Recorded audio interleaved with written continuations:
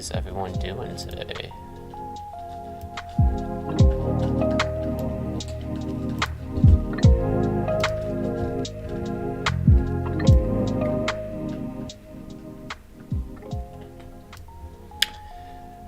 Alright, hope everyone's doing well.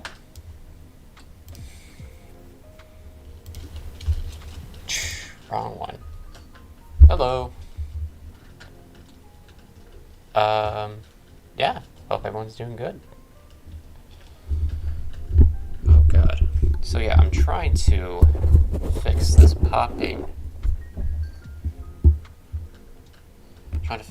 Issue. I'm sorry if that was loud.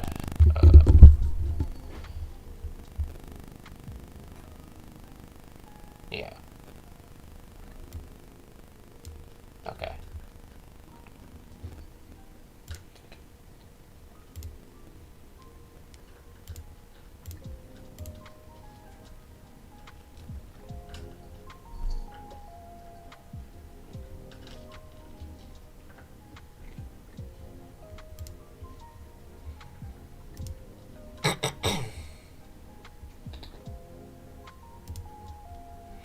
Okay. What's up? Yeah, so there's some things, really just two things that I wanted to go over today, or thought that was going to be entertaining, I guess. So yeah, there's as some of you have probably already know, there was a mod from the antiwork subreddit, which they were on a Fox News segment, which was interesting, but apparently it went really bad. So what we're going to do is look at it. That's going to be the first thing we look at.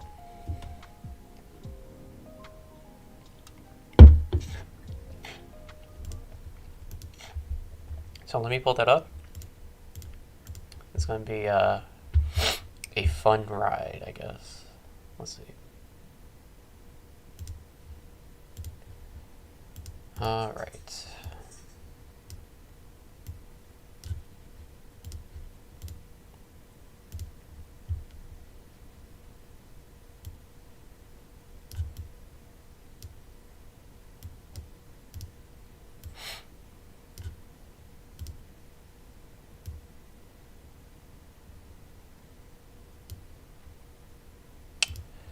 All right. Actually, what I'll do is I'll screen it like that.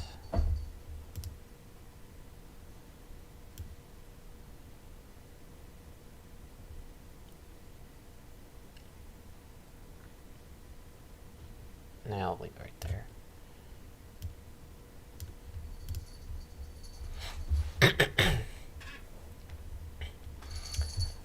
Okay, yeah, so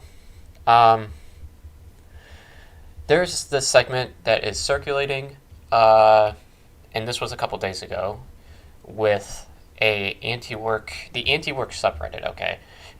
Basically, this mod from that subreddit went on a Fox News segment, and they talked with Jesse Waters. Now, I have not seen this yet. I've been holding off specifically for today to react to it live and all that. So I'm looking forward to this. I heard a lot of... I heard that this is bad optics for the left. This is going to be interesting. Now, keep in mind that people who are on Reddit and people who aren't not regularly in front of like a camera and things like that, they don't have the sort of media training that people such as Jesse Waters has, or anyone for that matter in mainstream media. So I don't know, that's gonna play. I'm sure that's gonna explain probably the meltdown we're about to witness here. But yeah, a lot of people are saying that this was pretty rough. But we'll see. We'll see if it's as bad as they say. I have a feeling it will be, but you never know. All right, let's do it. Over 1.6 million subscribers. Joining me now is the person who operates this anti-work group, Doreen Ford. All right, so Doreen. So yeah, this is apparently the mod, or one of the mods on the anti-work subreddit. He after this interview, the subreddit got nuked, and then I think it came back up. I saw that it's up again, so still the optics was pretty bad apparently. So let's see. Why do you like the idea of being home, not working, but still getting paid by corporate America? Yeah, so by the way, the audio, just really quickly, the audio for this, it's already a maxed volume, and on my end, on the software end, I have it as loud as I can get it. So if to me, it's not really that loud, just so you guys are aware. Yeah, so there's some misconceptions about the movement. So we're a movement where we want to reduce the amount of work that people feel like they're forced to do, and so we want to still put in effort, we want to put in labor, but we don't want to necessarily be in a position where we feel trapped. You just quoted from Office Space, where that person feels very trapped in their job. I think we're calling for a society where there's less of that.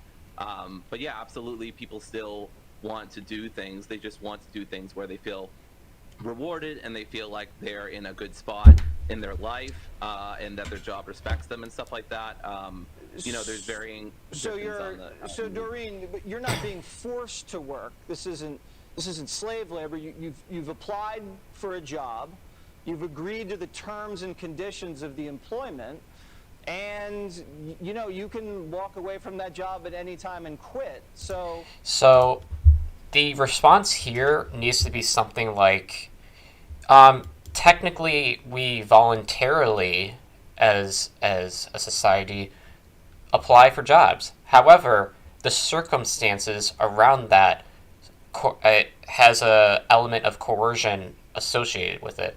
So it's not like, I can go to any job and they'll pick me up or whatever, right?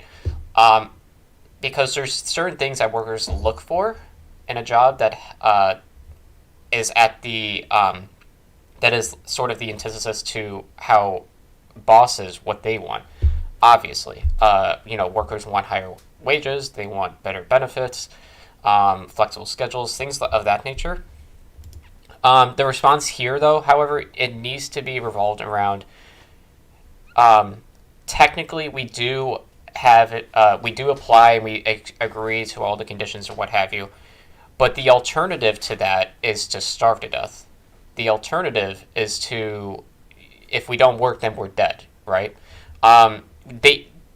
This person needs to bring up the element of coercion that is associated with capitalism as a whole, and why that is sort of the reason that even though we do have a choice technically, it's really not, we don't have a lot of freedom or a lot of say in what, goes on with what we apply for, because of that element of coercion. So that needs to be mentioned here.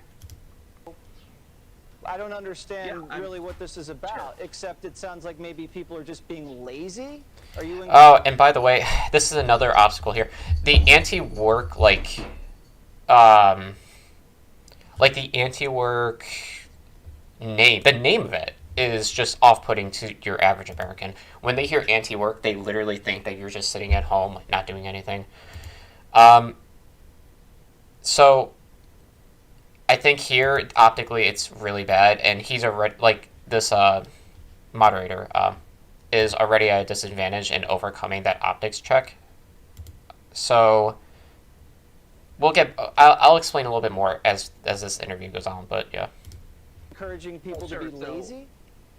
So I think laziness is a virtue in a society where people constantly want you to be productive 24/7, and it's good to have rest.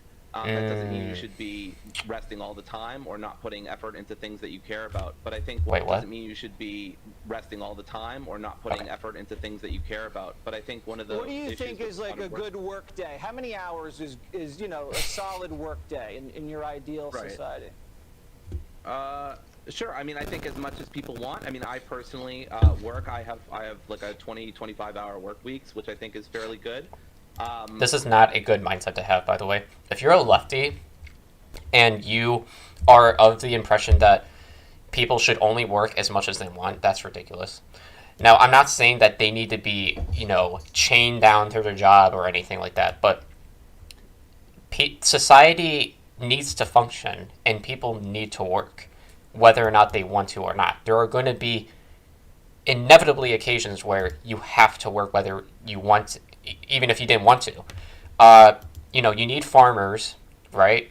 They need to work to provide food for the community. You need doctors. You need all these people. There's certain occupations where you need people to be working. It doesn't matter whether or not they wanted to or not, right? So this idea that if you're a lefty and you are of the impression that you should only work when you want to, and you should and life should only be about leisure, I just don't agree with that. So I would like less work hours. And what do you do, Doreen? I'm a dog walker. A dog walker. Okay. Yes. And how So how I old find a are lot you, of if you don't mind me asking? Sure, I'm 30. You're 30. Okay. And is there something you want to do besides being a dog walker? Do you aspire to do anything more than dog walking, or is that kind of your pinnacle? I love working with dogs. If I had to do this for the rest of my life, I wouldn't be super complaining. Dogs are wonderful animals. But I would love to teach. I would love to, work with people and stuff like that. What would you teach, Doreen? Philosophy mostly. Just introduction to philosophy, critical thinking, reason, stuff like that. Okay. Well, I would love to take your class, Doreen. I would just be taking notes the whole time, and you know what? It's a very similar Look at schedule that. than something that you're imagining. So I think that actually might work perfectly for you. Listen, I think this might not be the greatest idea, but who am I to judge? To each their own, they say. It's a free country. Sure. Not everything's free, but it is a free country. Thank you so much. Sure. We got to run. Yeah, he kind of got rocked there. The beauty of this, I guess it's not beautiful, but I guess the effectiveness here is the fact that it's so he just unpacks it right there and then. You know what I mean? Like his entire premise. I don't think he needed to. So, okay. So with this, he didn't address coercion in any way. That's a huge component to why people are anti-work, is the element of coercion associated with our with capitalism that needed to be tied in here. I don't think he adequately addressed that, and it kind of shows here. This just, taking a step back and looking at this interview as a whole, if I was just a regular person, I would think that this guy on the right just, I don't know, he did not make really a strong case for being anti-work. He kind of fed into the framing of that Jesse, boxed him into, I guess. So he didn't. That element of coercion had to have been established for it to be an effective. For him to have elucidated his actual point here. Yeah. So that was definitely shorter. I thought I would have more to say about this, but I guess not. He now obviously I will say that the aftermath of this ended up with the subreddit being nuked, and the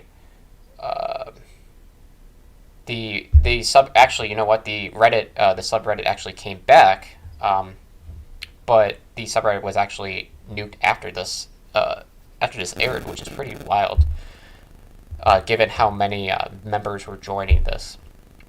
Now, to me, the subreddit represented a way in which a connection could be made between, average people who are disillusioned with their jobs and being anti-capitalist, and sort of bringing a wherewithal of class consciousness. That was mainly the way in which I felt that the subreddit was effective. Should have been like the goal of the subreddit, rather. To a certain extent, that was achieved. Just because I was joined to that subreddit for not a long time, but I read things on there, and I feel like it was pretty good at like making people more class conscious. Although it wasn't like a matter of I don't want to work. You know what I mean? It was about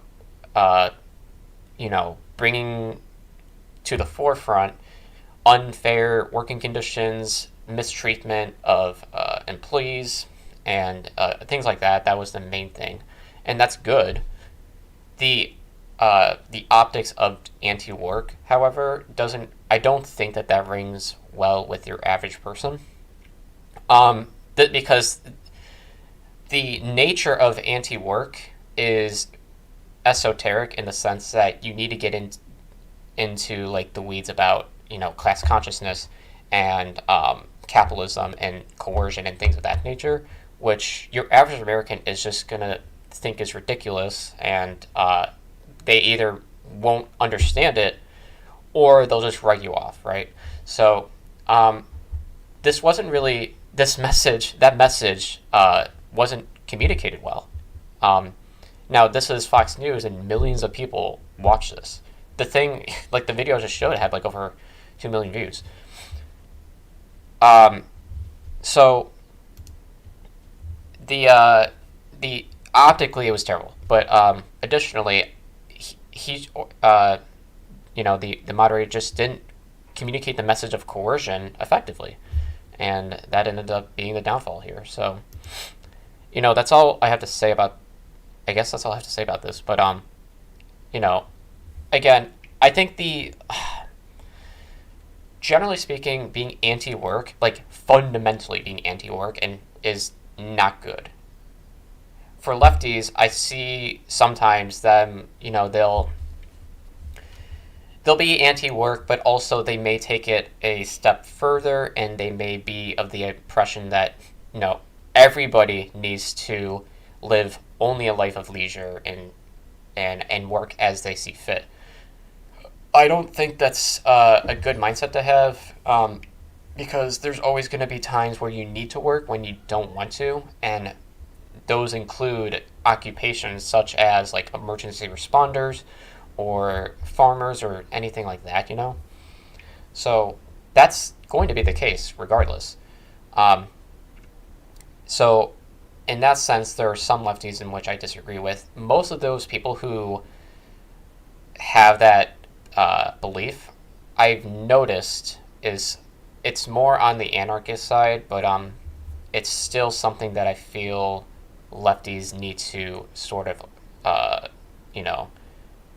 denounce, I guess, because, working, whether or not it's a socialist society or not, working is, having like a good work ethic and things of that nature is really good for you as a person, because, it's not just about working for your community.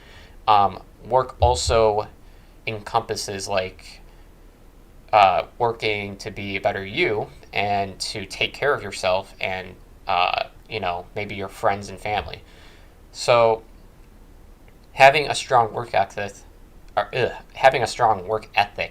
is essential to whatever society you're a part or you're living in, whether it's capitalist, socialist, or what have you. So that's really all to say, I guess, about all this. Optically, this was bad. I can see why. It wasn't actually as bad as I thought it was going to be, but it was. He could have hit on some more points that would have been more salient to the audience, I think. Um, but yeah, it seemed as though he was sort of underprepared. I don't know, but regardless, yeah, I think that's all I have to say about that.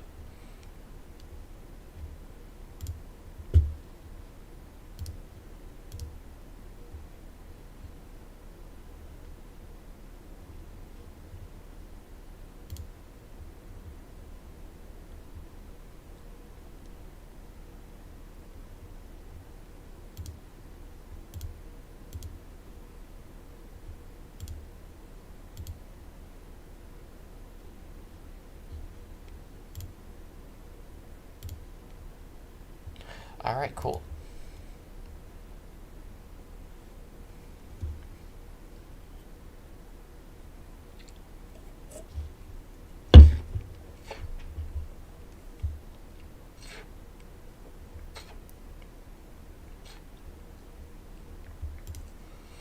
All right, so yeah, that was that.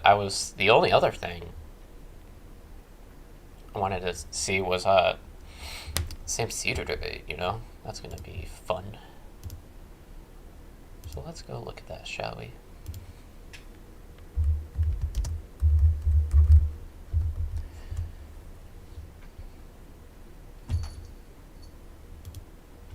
Hyundai Sonata.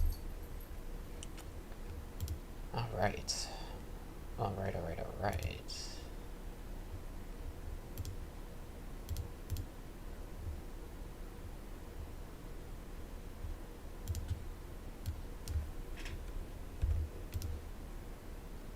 Go.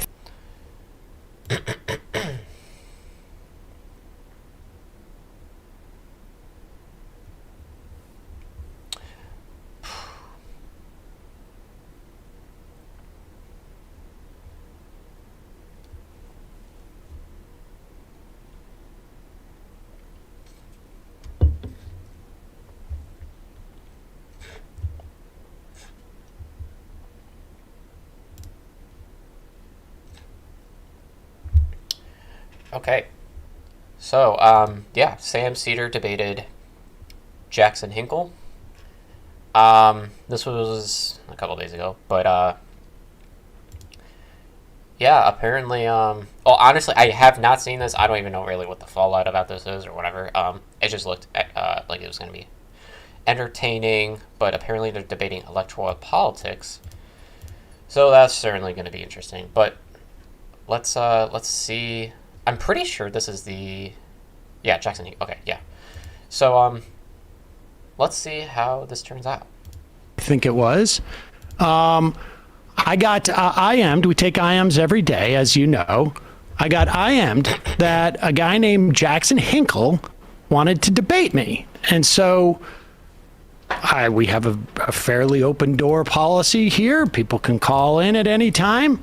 I suggested that he could call in, or if he wanted to debate me, he could email at majorityreporters@gmail.com or tweet at me. And within an hour after the show was over, that segment was clipped, I think, by Jackson, and he wanted to, and he said to debate. And so we set it up. And since that time, Bradley, put up that thing that you just gave me. Over that time, he has been very excited to debate. Those are, I think, from Twitter over the past week. Yes. Oh, please bring them on.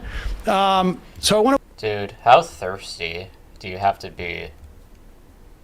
I mean, this is totally, by the way, this is totally a product of him being like a shell of a human being, a empty vessel by which Marxist-Leninism can be espoused through his mouth.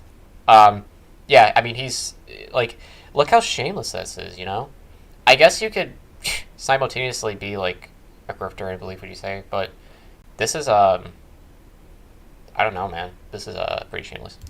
Welcome to the program, Jackson Hinkle. Do we have him? Yeah, give me 1 second here. Let me start my camera.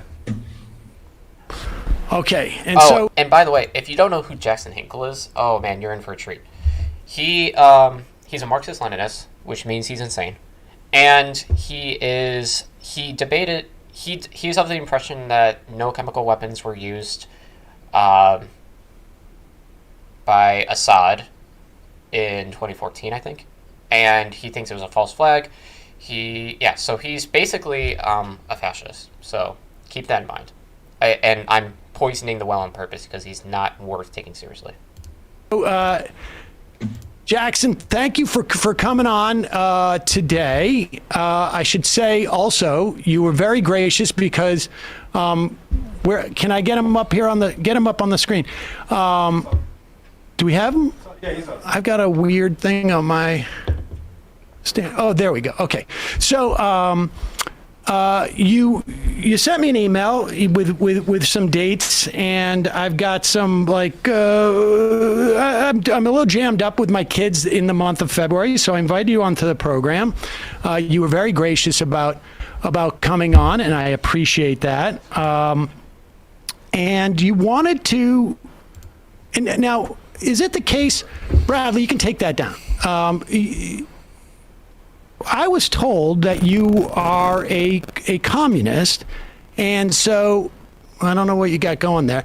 And so I was told that you are a communist, and that you wanted to come on, and you emailed me that you wanted to debate. This is what. By the way, he's not a communist. Just keep that in mind. He says he is, but he's using communism as an aesthetic to advocate for state capitalism, so he's not actually a communist. You wrote, would love to focus the discussion around your support for the Squad. I personally believe the Squad and progressives in Congress are sellouts who have abandoned virtually every aspect of progressive principles over the last couple of years. Let me know if you'd be down to discuss this. And I was a little surprised. Are you all right? Can you see the... Yeah, the thing just moved, so I gotta fix it. Okay, there you go. All right. So let me just, so that my audience can know who you are. You've got a show called The Dive, right? Yes. Yeah. And are you, and you are a communist, yes? I'm a Marxist, Leninist, anti-imperialist, and American patriot. Oh man, yeah. That adds up, 2 + 2 = 4. Okay. All right. And because I have to say, I was a little bit surprised by what you wanted to talk about as a Marxist Leninist, I guess. But because it seems a little bit focused on electoral politics from my experience with folks who refer to themselves as communists. But if that's what you wanted to do, that's fine with me. So let's just start with the idea of the premise that the Squad and progressives in Congress, presumably the Democrats, right, are sellouts. What do you mean by that? What I mean by that, and why I think they're not progressive, because that's the other big thing here, is I think that there's 3 or 4 major issues I have with them. Number one being that they could have blocked the passage of a large number of must-pass bills, and they chose not to. And if they had chosen to block those, I think they could have, leveraged their power for concessions, policy concessions. The second thing is I think that they have been directly voting for anti-progressive bills and measures. In some cases, they've even introduced these themselves. They've acted at the behest of the Democratic establishment on multiple occasions, giving their own, campaign funds to corporate Democrats. And the third or fourth thing is basically staying silent and giving Joe Biden support in the face of his pro-war, anti-worker agenda. Okay. So let me ask you this, because I'm trying to get at, we'll get to those, the specific things, but when you say sellout, this is the part that I'm unclear on. What do you think they've gotten from this? Like when you sell out something, right? What are they getting?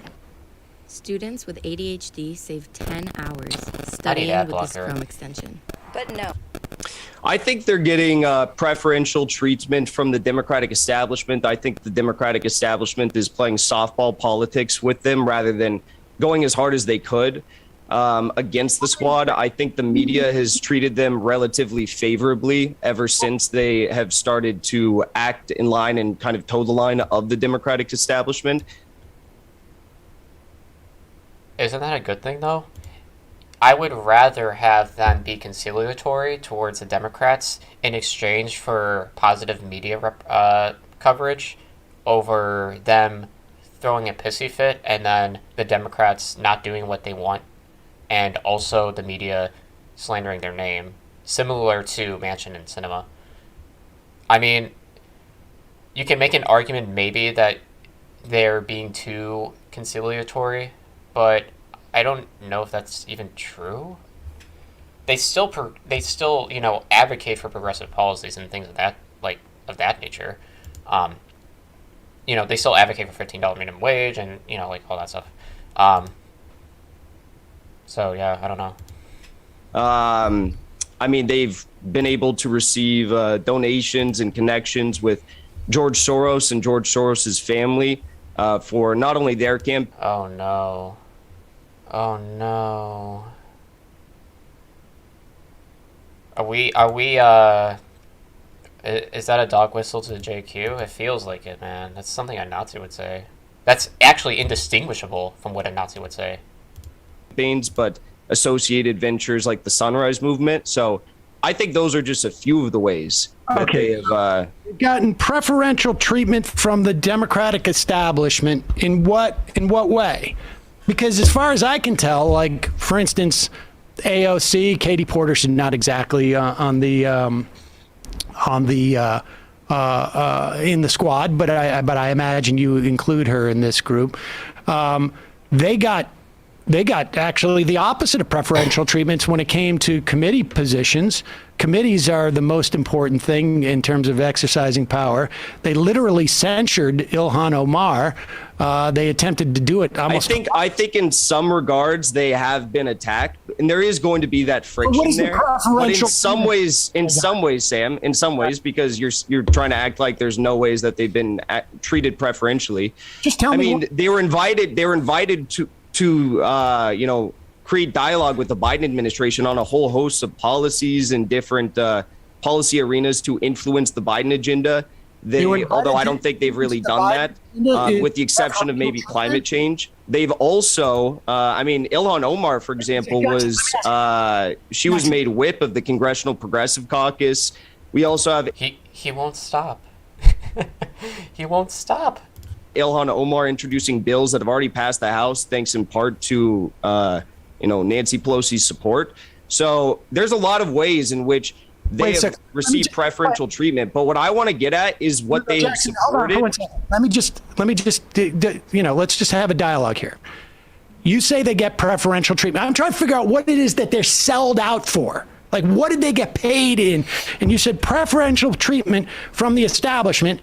I listed things where they got the opposite, but you're telling me that Ilhan Omar is named the whip of the Congressional Progressive Caucus, and they had the opportunity to negotiate with the Biden administration. That's the preferential treatment they got over other members of Congress?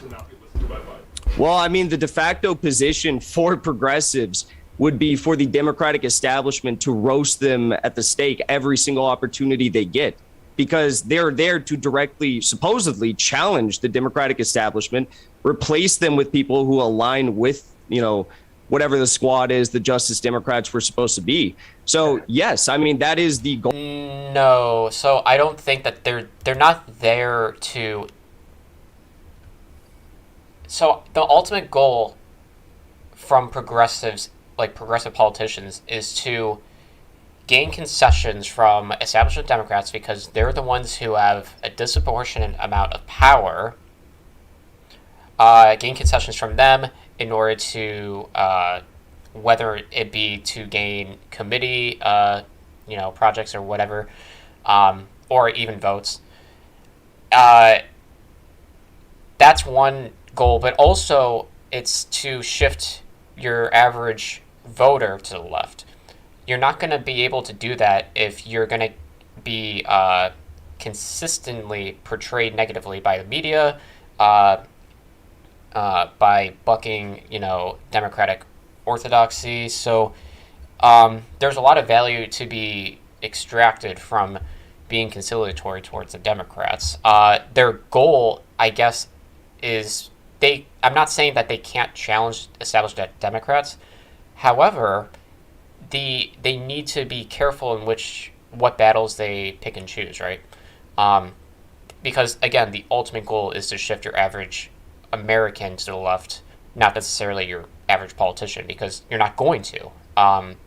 These politicians are bought and sold, so they're going to be acting in their own best interest, which aligns with corporations and stuff. Goal here, and it would make sense that the Democratic establishment should be trying to go as hard as they can against them at every single chance they get, and they haven't done that. They've given them preferential treatment to what you would expect from a group of individuals who are supposed to be unseating them.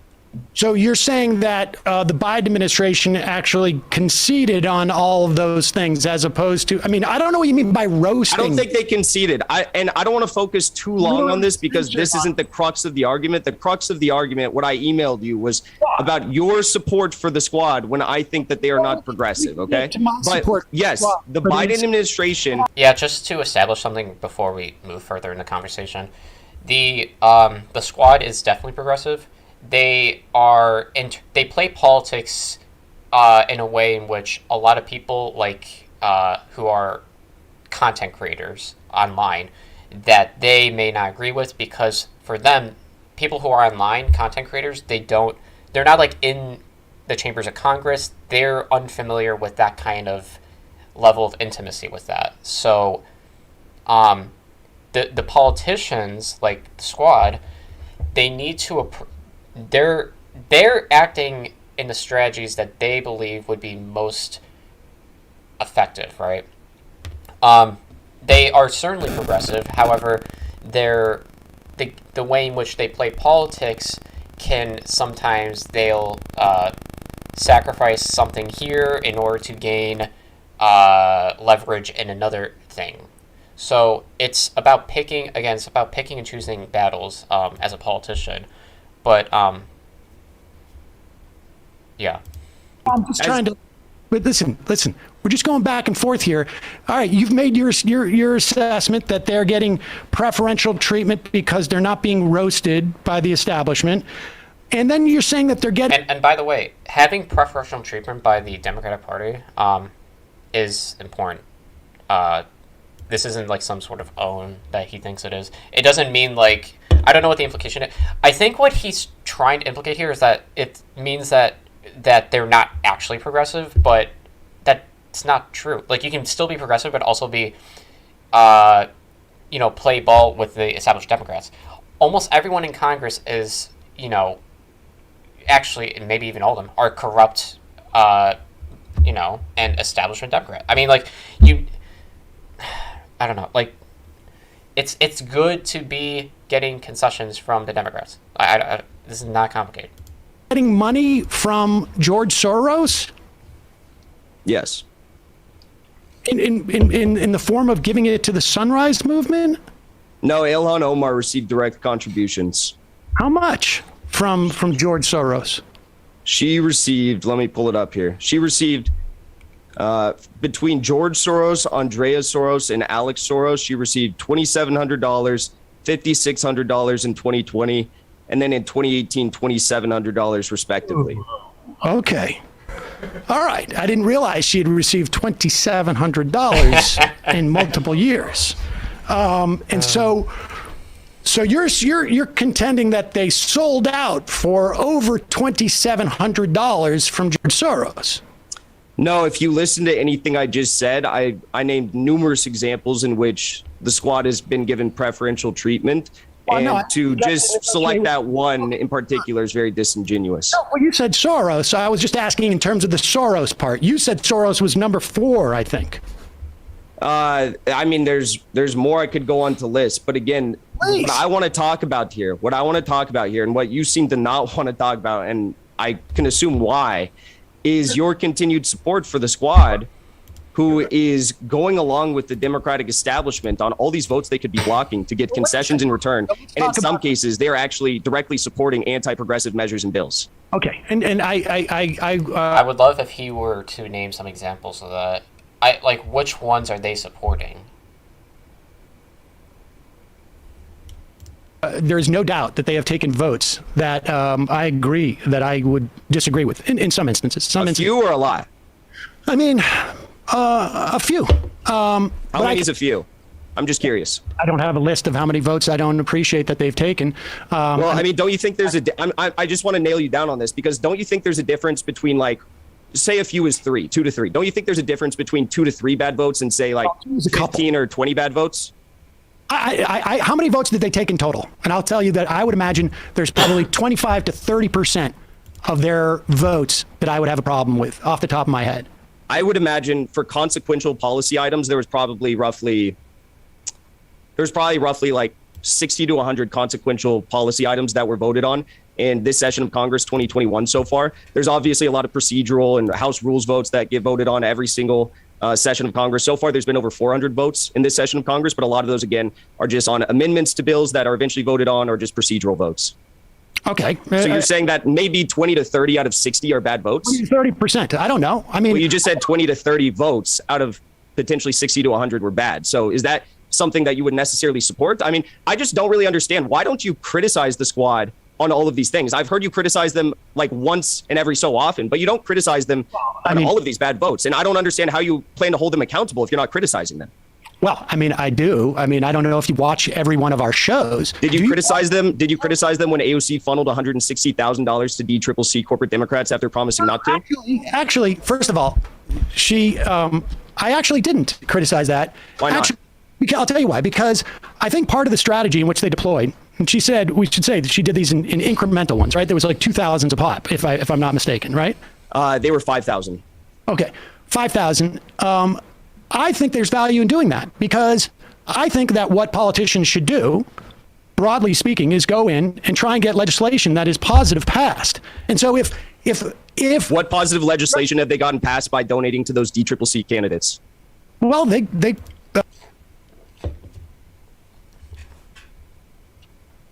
such fucking scummy framing there. He's asking specifically what positive changes they made getting from those donations. How can you even attribute that? You know, like, where's the correlation there? The Build Back Better bill passed in the House. Did it pass in the Senate? No, but she didn't give to senators. So what legislation has the squad voted for, and it's also passed in the Senate, that you think is good and directly resulted in them donating $5,000 to DCCC? See, this is okay. So this is what happens when you're anti-electoral. Whether or not, at the end of the day, they don't care.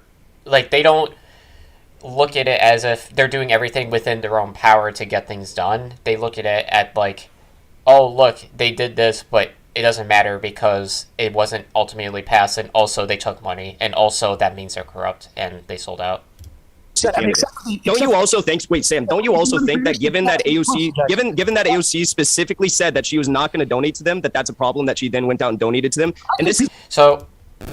I'll just say right now that Sam is kind of losing this. I mean, it's mostly because he isn't pushing back hard enough against Jackson here. I'm not trying to like shadowbox or anything, but I'm just saying, you know. Before that, I think people could take issue with that. And this is before there's even a Democratic primary. So there was going to be progressive challengers like Ava Patsova in Arizona's first district. I think people could take issue with that. So why did you not? We did talk about it. You just told me you didn't talk about it a minute ago. No. Yes, you did. I didn't spend as much time emphasizing it apparently as you want me to, but I've just... you just told me a minute ago you didn't talk about it. What do you think about the fact that they voted to subsidize Cobra premiums for 6 months? Oh, by the way, this is a rhetorical strategy by Jackson here. He's doing a Gish Gallop, which means that he's throwing a bunch of shit at him, and unfortunately, it's kind of working. The goal is to throw a bunch of arguments all at once, and for the goal of which to disorient the opponent, I guess. But unfortunately, it's kind of working. In fact, talked about it with AOC, and I said that was garbage, and she said it was garbage. So you talked about it before she did it or after she did it? After she did it, she came on the show, and I literally said that was a garbage vote, and she said, yes, it's garbage. So did you press her as to why? I'm just curious. Yes. You should go back and watch it. What about when she voted to sanction Myanmar, Cambodia, and supported sanctions on Cuba, Venezuela, a handful of other countries she voted to sanction, and basically the entire global South? Yeah, I'm against sanctioning in the case of Venezuela. Okay. What about when she refused to speak out against Biden's airstrikes in Syria, Afghanistan, Somalia, or Iraq, many of which killed civilians? I don't remember if I said anything about AOC. Wait, what? Not Which killed sanctioning in the case of Venezuela. Okay. What about when she Here's a refused to list. speak out against Biden's airstrikes in Syria, Afghanistan, Somalia, or Iraq, many of which killed civilians? Okay. What is the connect? How does calling him out on it have anything to do with how effective she is as a politician in getting things passed through Congress? Like, electorally speaking, what is the connection there? Yeah, this is just like empty virtue. He's just mad that she's not virtue signaling as hard as he is, apparently. I don't remember. Also, I feel like that's something that she would have said. Like, I'm not going to look it up because I don't care that much. But, like, I feel like that's something that AOC probably would have called out. I mean, I don't know. She can't comment on every little thing that is done at every waking moment, you know? I mean, wait, hold on. Wasn't there... Oh, wait, no, I'm sorry. I'm thinking about drone strikes. Okay, never mind. Remember if I said anything about AOC not... You didn't. I was watching your show at the time. I actually watch a lot of your show, but usually to criticize you. What about when she voted to increase the Capitol Police and Security budget to $1.9 billion? Wait, I don't know why that's a bad thing. In light of the events of, January 6th, I think increasing the budget of the Capitol Police seemed appropriate. I think that was good. Also, I think that's good in not only optically, because it shows that you're uniting with across the aisle, whatever. It's also just practical, I mean, we may see a lot more January 6s down the line if the Republican Party keeps inching further to the right. I didn't take issue with her specifically, but I said that vote was wrong. So I don't really care. okay, Sam, there's one more thing I want to say here, because this kind of ties the whole argument together. There's a difference between saying that this vote is wrong and saying that not only is this vote wrong, but they could have leveraged the power that they had on these votes, because in the case of the Capitol Police and Security bill, they could have actually blocked the passage of that bill to get concessions in return. So why are you not saying that? Because you've actually... That's not true. So there's no way in hell that in light of the January 6th insurrection, the squad blocking increased funding for Capitol Police was going to result in any concessions. There's like a 0% chance of that ever happening. The usually after an event that's traumatic like that, people aren't utilizing it as a means of leverage. And if you do, then you're going to have a media circus, going after you and being divisive and making things political. That would have never happened. actually gone out on the record previously, Jackson, and you have said... Jackson, let's have a debate here, okay? You're listing off every single time I haven't criticized AOC over the past... Well, the question is why? Childish. Well, I've made it quite clear. I don't care. You don't care about what? Let me ask you this. You don't care about what? No. What don't you care about? What don't you care about? The increase in the Capitol Police, I don't think is that relevant. Why don't you think it's relevant? There was a leak yesterday from Capitol Police that shows that Capitol Police has intelligence units across the country that are creating dossiers on Congress people and their staffers. You don't care about that? I guarantee that source. I don't know. By the way, I don't know if that's true. I'm just guessing based upon how untrustworthy Jackson is that was probably from like the Gray Zone or something, because those kind of people are obsessed with the deep state. I think that's a problem. That came out yesterday. Yes. The increase in the Capitol Police after they were overrun, you know what? I just don't think it's that big of a deal. What I think is a much bigger deal in my mind was the opportunity to raise millions of children out of poverty. which they're not going to be able to do, but because, like you say, Because they let it lapse. No, they didn't let it lapse. The child tax credit, they let that lapse. And they could have potentially did not blocked let that from lapsing had they leveraged their votes. Had they leveraged their votes. What are you talking about? I'm What? talking about a number of votes. Do you understand the idea? Do you understand the idea of force the vote? Sam, do you understand the idea of force the vote? No, I don't. But let's just stay. What do you mean you don't understand the idea of force the vote? I'm Jackson. Do you think AOC is better than Joe Manchin? You don't understand the idea of force the vote? Do you think AOC is better than Joe Manchin? Let's stay with your original thing that you wanted to debate. Then we can get to Is that what I wanted to debate? Did I email you about that? Would love to focus the discussion No way. Dude, he's debating Sam on what they were going to debate about. That's a very odd hill to die on there. around your support for the squad. I personally believe the squad and progressives in Congress are sellouts who have abandoned virtually every aspect of progressive principles over the last couple of years. So where in that did I say that AOC is worse than Joe Manchin? I'm just curious. I'm asking you, I'm trying to explore if they have sold out every aspect of progressive principles, and if you think Joe Manchin and AOC are essentially the same. Again, I did not say that. You're I didn't say creating you said that. That's why I'm asking you. you're creating a fake argument. Of course, no, I don't Oh think my AOC is God. the same. I'm asking you a question. Okay, this is holy shit. He doesn't know what hypothetical. This is really a tell that he knows that if he was drilled down on that point, he would have lost it, because otherwise he know. I feel like he knows what he's doing here. It's pretty simple. Like, see, the thing is if he were to admit that, no, AOC is definitely better than Joe Manchin, then he's going to get trapped into this sort of, dialogue tree where he needs to somehow justify his statement that they're abandoning their progressive values. Yeah, so he doesn't. He's totally weaseling away from that point. Question. Well, no, you said that I said that, and that's what I initially came here to debate. That's not true. But no, of course, I don't think. Of course, Sam. Of course, I don't think that AOC is the same as Joe Manchin. Like, you think I'm insane or something? Of course, I don't think they're the same. I have some questions. So I have some questions about you too. AOC is a better legislator, is more progressive than Joe Manchin? I think she's a terrible legislator because she's allowed roughly 18 must-pass or near must-pass votes go through without blocking them in instances in which she could have actually blocked the agenda from going through. Okay. Do you think AOC is more progressive than Joe Manchin? That's not what I came here to debate, but of course, yes, I do. Explain to you why I support. That's not what I came here to debate, but of course I do, yeah. Okay. So the reason why I support the squad is because I think she's better than people like Joe Manchin. The squad. So think that my problem with that... Ilhan Omar and Rashida Tlaib and are better than Josh Gottheimer. So you're basically saying, well, AOC is better than the lowest bar we have in the Democratic Party, so that's why I support her. By that... I mean, technically, yeah. Why? So, to him, it's not about, it's not about, like, what's the best option available to us. It's about which is the perfect option.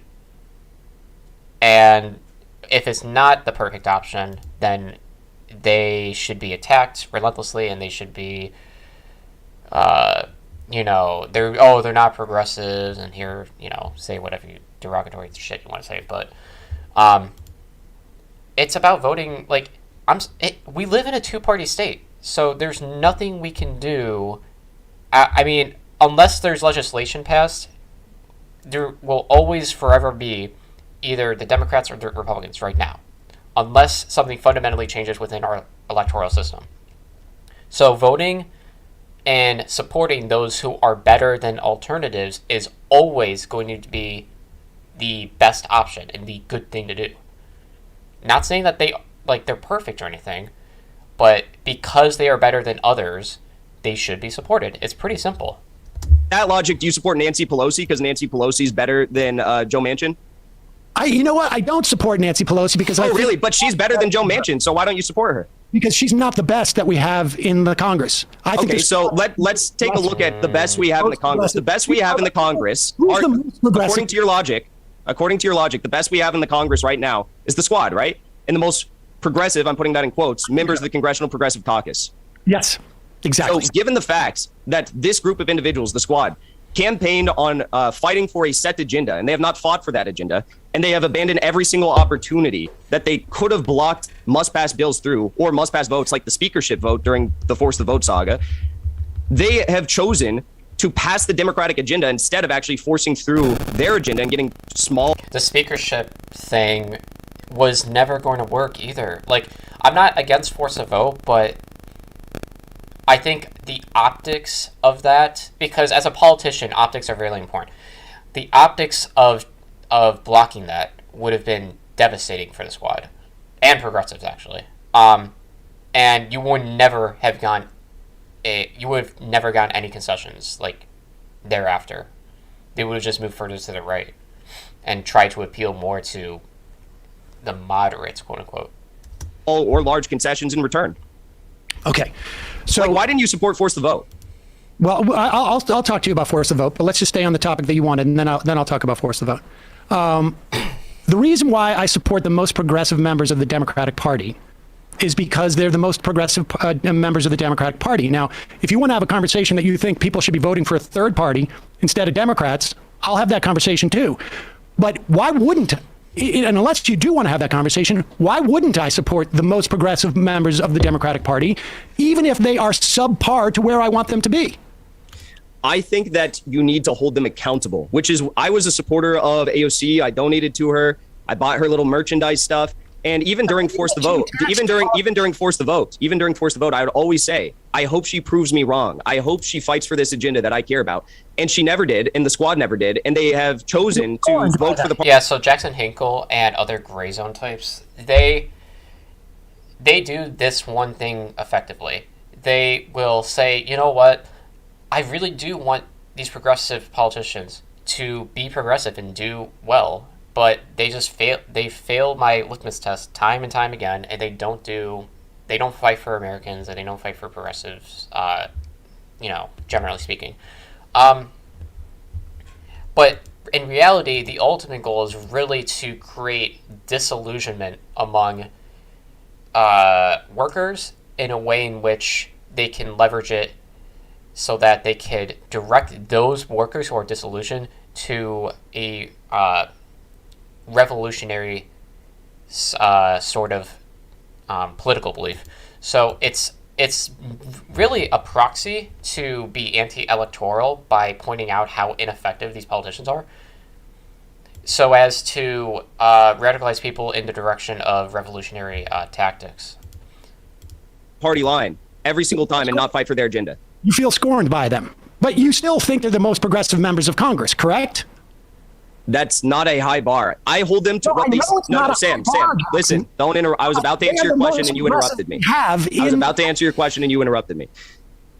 Hey, I'm Dave. I've been using Lucy Chew and Park for about a year. I use nicotine to... Okay. I hold them to the bar that they ran on while, campaigning for Congress. That bar is saying stuff like, I'm going to fight for Medicare for all. We can't wait 100 more years. We need to fight for it right now. Saying stuff like... I don't think that the squad has ever backed off on Medicare for all. Every time I look at their thing, because I'm on Twitter a lot, but every time I look at anything they tweet about or retweet or anything like that, they're always criticizing our current healthcare system. They're always pushing for a Medicare for all style system. I never see them not giving an inch on that. Now, you can maybe make the argument, well, they're not actually fighting for it in Congress. But then, if that were the case, then why would Jackson earlier have mentioned AOC failing to call out Joe Biden on his airstrikes? It doesn't make sense. The point is that they still support it. It's all about the way in which they're able to maximize the possibility for which an environment can take place that will allow them to pass Medicare for all or any other range of progressive policies. I don't care if I'm a one-term congressperson. AOC said this. I don't care if I'm a one-term congressperson. I'm going to fight for my agenda or essentially go down trying. That's what I hold them to. Okay. Why don't you? I have issues with votes that they have taken at times. They are the most progressive members of the Democratic Party, and until there's more progressive, people who are more progressive than them, they're the best we have. I don't get attached to politicians like you seem to have felt like you're scorned by them in some way, and I just don't care. I don't think politicians have principles. I think they go in and they get the best that they can do. Sometimes I think that they make mistakes because they're not smart. Sometimes I think some of them are just completely sold out. I think there's a lot of sellouts in Congress. In fact, Ilhan Omar was on the program last week, and she specifically said there's a lot of people who came in progressive who are corporatists now. And I don't know who exactly she meant. I have some ideas. I suspect Nancy Pelosi was one of them. And so I don't get attached in the way you do. So your notion of my support for them. She was probably referencing Cinema. I guarantee it. That was probably one of the people she meant. I didn't donate to AOC. I didn't get as attached to them as you did. I take them. They are politicians. I look for the most progressive politicians who are in a position to either win or to implement policy. And yes, they have largely failed. Joe Biden has failed. The Senate has failed. The Senate leadership has failed. I think Pelosi failed. I think it was a mistake for them to vote for the bipartisan infrastructure bill. The Progressive Caucus has failed. In fact, I think that, one of the things that I'm hoping, and, to the extent that I can pressure, there's only so much pressure I can bring to bear on politicians. But one of the things I'm hoping that they do is that they actually implement some voting requirements, some litmus tests to be a Progressive Caucus member. I think that's a great idea. But Sam, first of all, you just said a lot there. So that idea? You know who brought up that idea on this program? I have brought up you've brought that idea up on this program. I brought it up on my program as well. I know you've said that up on this program. You said it during your first Force the Vote video, actually. You said that maybe it's time that we tell members of the CPC that they should have to support a vote on Medicare for all on the House floor if they want to be a part of it. I think that's a great idea. I just wish you would continue holding them accountable like you did then. Anyways, but you said that I'm too... How did I hold them accountable then? Sam, I just let you talk for so long. How did I hold them accountable then? You want to go into this? Jackson, what do you think is going on here? You held them accountable back then by going out on your program and saying stuff like... honestly, stuff like... is influencing them? We could push House progressive members to leverage their votes. It is worth it right now, tweeting at some of the top progressives, people who are supported by the Justice Democrats and the Squad. The more of a stink we make, the easier it is for progressives to leverage it because they can simply say, look, I have my own pressures. So I think it's a good idea to do this, to force this. So this whole idea of leveraging a vote is not inherently flawed, but right now, if progressives were to withhold their vote for something, it in a million years would never work. It just won't. The Democratic Party, if that were the case, if that were to happen, the Democratic Party would just shift to the right, and that's it. They're not going to be like, oh my God, well, you know what? Since we really do want $15 an hour, you know what? So if you're going to withhold the vote, let's just fucking do it. We'll you're going to withhold the vote on something that we want. I guess we'll, play ball with. No, they're not going to do that shit. Progressives do not have the numbers that establishment Democrats have. They don't.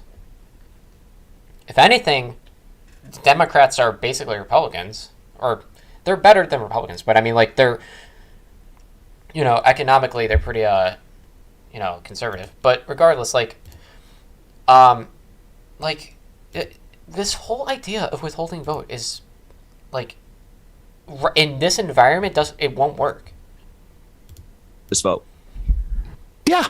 So why did you not say that or make a stink about this during the vote on the adoption of House rules or the congressional budget or the American Rescue Plan Act or the For the People Act or increasing the Capitol Police and Security budget or the 12% increase in the State Department? No, I'm not done. 12% increase in the State Department and U.S. aid funding. Hold on. For the People Act, didn't they vote for that and it passed the House or it just failed in the Senate? A lot of these things that he's mentioning, I think it was either passed because if they didn't support it, then they would have taken a huge optics hit, or it did pass through Congress but failed in the Senate because of the split between Democrats and Republicans. I don't know what the point here is. If this is to illustrate that they've abandoned their progressive values, then no. If that's the argument here, then what's missing from the equation is the idea that being conciliatory towards the Democrats can be leveraged in the future for things. And yeah, they all voted for the Legislative Appropriations Act, Combating International Islamophobia Act, all of these things, the Infrastructure Act, increase in government funding, all of these things, Sam, I'm done. Oh yeah, and also him. I will say though, like Jackson, because this is the second time he's done this, maybe even the third time. He goes on this rant, and then he'll say a bunch of shit, right?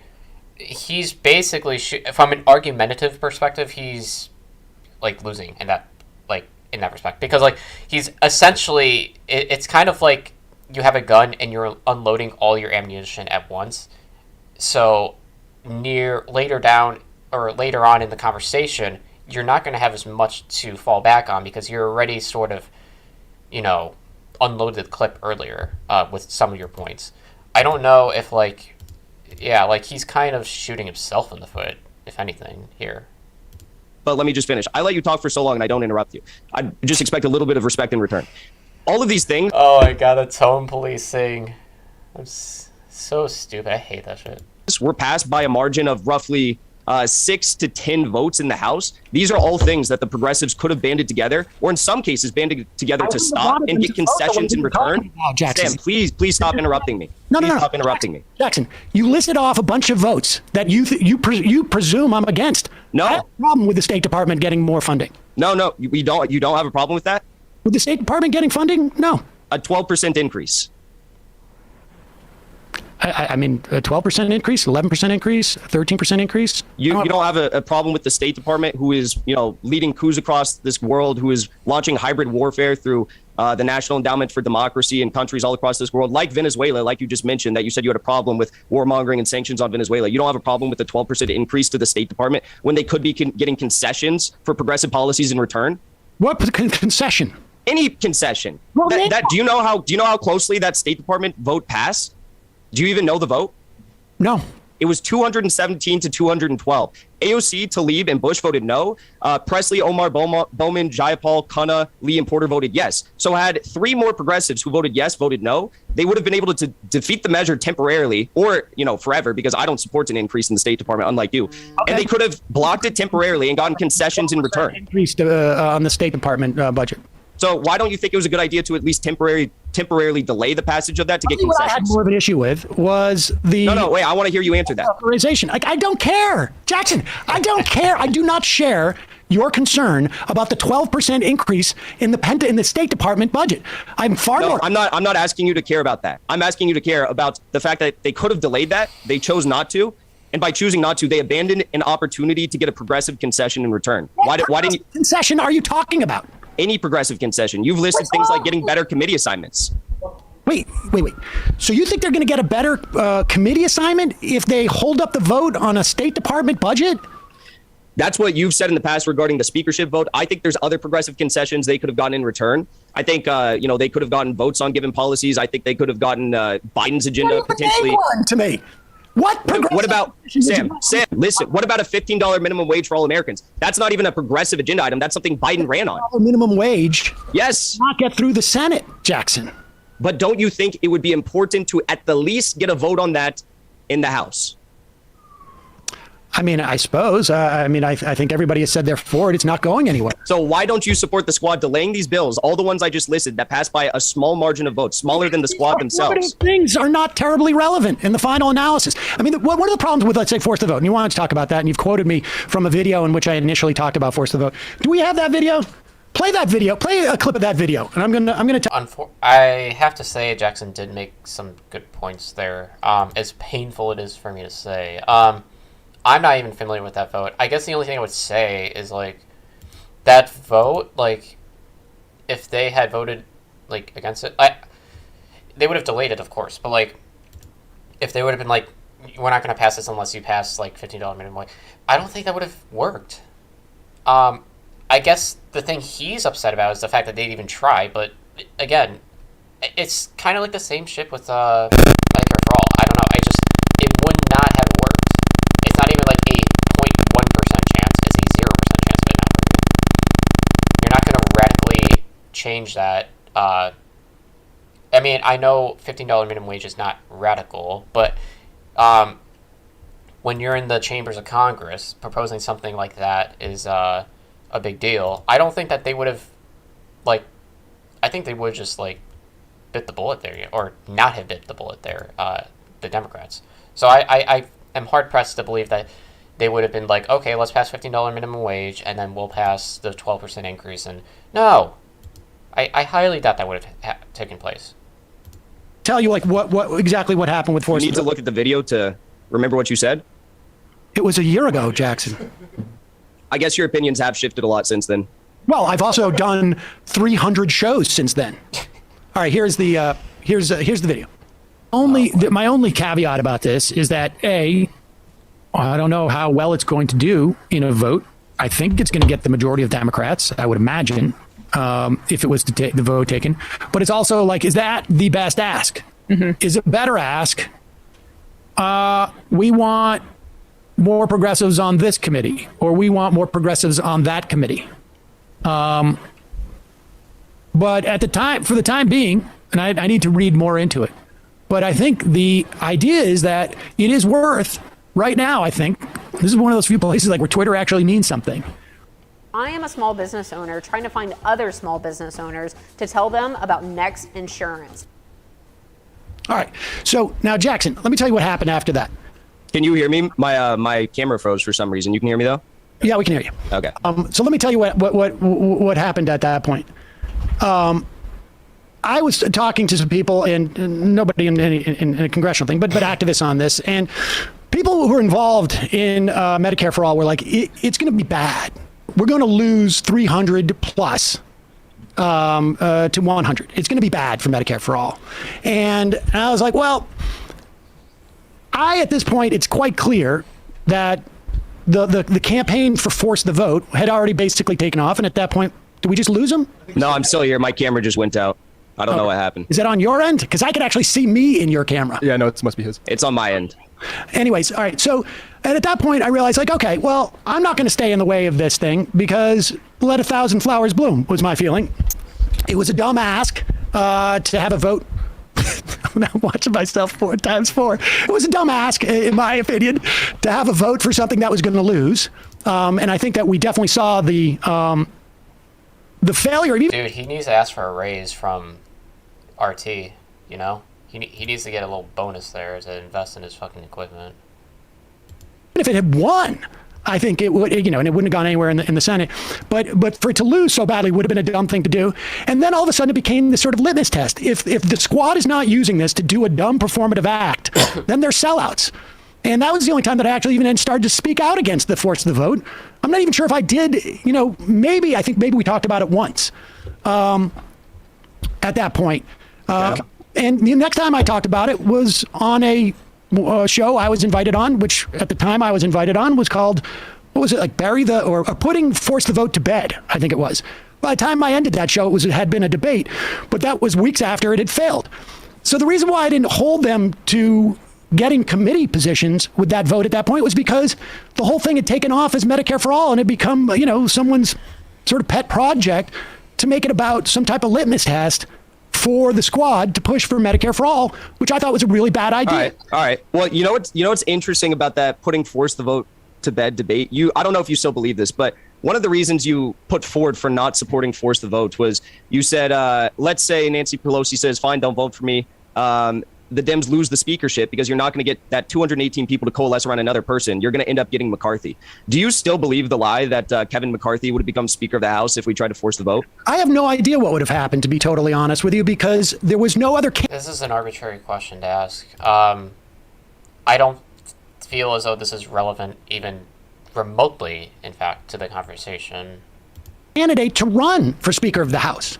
But you do understand it would have taken Democrats voting for Kevin McCarthy or a large number of people abstaining from voting altogether rather than voting for someone else to end up with Kevin McCarthy as Speaker? Well, I don't know. Let's say they held out. What happens on day 2 or 3? You keep taking more rounds of voting. Do people abstain? No, you keep taking more rounds of voting. How do you know? How do you know Josh Gottheimer doesn't abstain? How do you know Henry Cuellar? There's historical precedent for this. There's historical precedent for what? Henry Cuellar? For a House speakership vote that went 12 rounds. Yeah, well, how do you know that Josh Gottheimer is not going to abstain? How do you know that Henry Cuellar is not going to abstain? Because that would mean a Democrat is voting for a Republican. That's not going to happen. What? That's not only has that happened, it doesn't just happen with respect to politicians, it happens with respect to policies as well. Are you kidding me? Have you seen Henry Cuellar's voting record? I have, and I've seen AOC's, which falls pretty much all in line with Nancy Pelosi's too. Right. Well, Henry Cuellar's doesn't. The fact of the matter is, they were not going to vote for a Republican. Yeah, Henry Cuellar is literally like a blue dog Democrat. Basically, his votes are like 60-70% Republican. Like, and you don't think he would vote for McCarthy? Come on. Republican. The Democratic establishment sure would not about allow that? that to happen. And the fact that you're Who's thinking not gonna that let there's that some happen? sort of, the fact that you're thinking that there's some sort of practicality in this argument that Henry Cuellar or Gottheimer would have voted for Kevin McCarthy as speaker is actually insane. Like, that's actually insane. Okay. So if you Wait, it's funny that he cited historical precedent while simultaneously ignoring Henry Cuellar's like his voting history and how much in alignment he is with like Republicans. It's actually amazing. By the way, he does take not just Henry Cuellar, I'm sure there's other Democrats, but they take a lot of money from conservative leaning super PACs and special interest groups and lobbyists. This is the fact that he is making that claim to the contrary is appalling, to say the least. Understand, though, the principle behind force the vote, and maybe you have problems with the Medicare. The ask. The I had a vote. problem with the ask. Jesus Christ, it's Sam, not let me principle. finish I understand before the you interrupt principle me. of leverage. I know my camera's not on, it broke, but like, let me at least finish what I'm saying. Okay. If you understand that force the vote is a strategy that could be carried out, and you've said this in the past, you just think maybe Medicare for all wasn't the best ask, or the speakership vote was too risky because you don't understand how a speakership vote works, then why didn't you support forcing the vote on any of the other policies I listed, or criticize the squad for not forcing the vote on those policies? Okay, let's not use the word force the vote, because What do you want to call it? why didn't they use their leverage? I know that phrase is triggering to you. So why didn't they use their leverage? Why didn't they use their leverage? Now, how do you know that they didn't? Because they voted for these bills without getting concessions in return. How do you know? Because there are no substantive large material changes that we have seen. There's nothing. Are you aware of what's in there's the, nothing. There's nothing that the squad. Wait, has been no, able- wait a second. there's You just nothing- made a statement. You just asked me a question. Jackson. Let me finish. You No, just asked me I a heard question. you. Let You me answered finish. it. You said there's no. You They just got asked me a nothing question. in Do you their want me to finish legislation. answering or not? Do you know what's in the You don't Build want me Back to Better finish bill? answering. Do you know what's in the Build Back Better bill? The one that didn't pass? Yeah, no, the one that did pass. It passed in the Not pass. House. Was it signed into law? I must We're have missed talking- that. Oh my god. This is what I mean, dude. He doesn't it's all about painting a very hyper specific picture here. He will do anything he can to squirm out of any sort of thing that defeats his argument here. Because the point is that the squad or progressive politicians, they were able to get certain things and provisions within the Build Back Better bill that were concessions, that were progressive and that were objectively good things, right? But now he's going to say, oh, well, it passed the House, but it didn't pass the Senate, so therefore no credit ought to be deserved, What a slimy fuck. Jackson, we're talking about House members, yes? Well, what is the point of... Are we talking about House members, or are we talking about people in the Senate? What is the point? Are we talking about Joe Manchin, or are we talking about AOC? You said that Joe Manchin is worse than AOC, that AOC is more progressive. They're different people. They're two different houses. You understand how that works. You want to hear the incredible thing, Sam? You want to hear I understand that there are two separate chambers in Congress, Sam. You want to hear the incredible thing? Hold on for 1 second, Jackson. You to talk over. You haven't ever let me answer the initial question you asked. Let me say this. Let me play this. Interesting thing Hold here. on 1 second, Jackson. Give me 1 second. Will you play the end of this, the Ilhan Omar thing? Because I thought this was sort of interesting, because I think it's possible that Jackson doesn't quite understand certain dynamics. Bradley, do you have that? Play this last clip. Because I tuned into this, or I got to be fair, somebody sent this to me. And I was curious, because Jackson had done a video on our interview with Ilhan Omar and said it was shocking. And I was like, was it? Did we do something that was shocking in the interview? But play the end of this, and this is what I think it was. Oh, I'm on the edge of my seat. Chicken made. Fight's a little bit ways away, so we can hopefully catch. The leadership fight's not going to happen, dude. What are you saying? You honestly believe Ilhan Omar's like, this motherfucker thinks that we're going to hold the House? Oh my God. Okay, yeah, sure. You ask me those leadership position questions when the time comes around. Okay. All right. We'll see you later. Okay. That was incredible. Okay. So, Jackson, you understand there is going to be a leadership fight regardless of whether the Democrats hold the House. That there is a leadership fight If they are in the majority, then it's for the speakership. And if they're in the minority, then it's just for the leadership. In other words, Kevin McCarthy is the leader of the Republicans in the minority. You understand how this works, right? So first of all, I do want to address the fact that you just completely changed the subject when you were getting press. But yes, No, I didn't change the subject. You don't think, like, you expect 6 members of the squad to change the votes in the Senate, and it doesn't work that way. When did I ever say that, Sam? Well, because you said, what concessions did they get? And I said they passed the Build Back Better bill, which you didn't seem to understand, in the House. And they did pass it in the House. And then you said, but it wasn't signed into legislation. And I said, that's because it got stopped in the Senate. Okay, and 6 members of the House cannot control. I'm trying to be really, really respectful right now, but you continue to talk over me and interrupt me. Let me go. Let me go. So when you talk about speakership votes, that implies that there's going to be a Democratic majority. I spoke about leadership votes. Second of all, leadership votes. Second of all, play it again. He didn't hear it. Second of all, play it again. Hold on, I'm going to mute you if you play it again. I'm trying to talk about.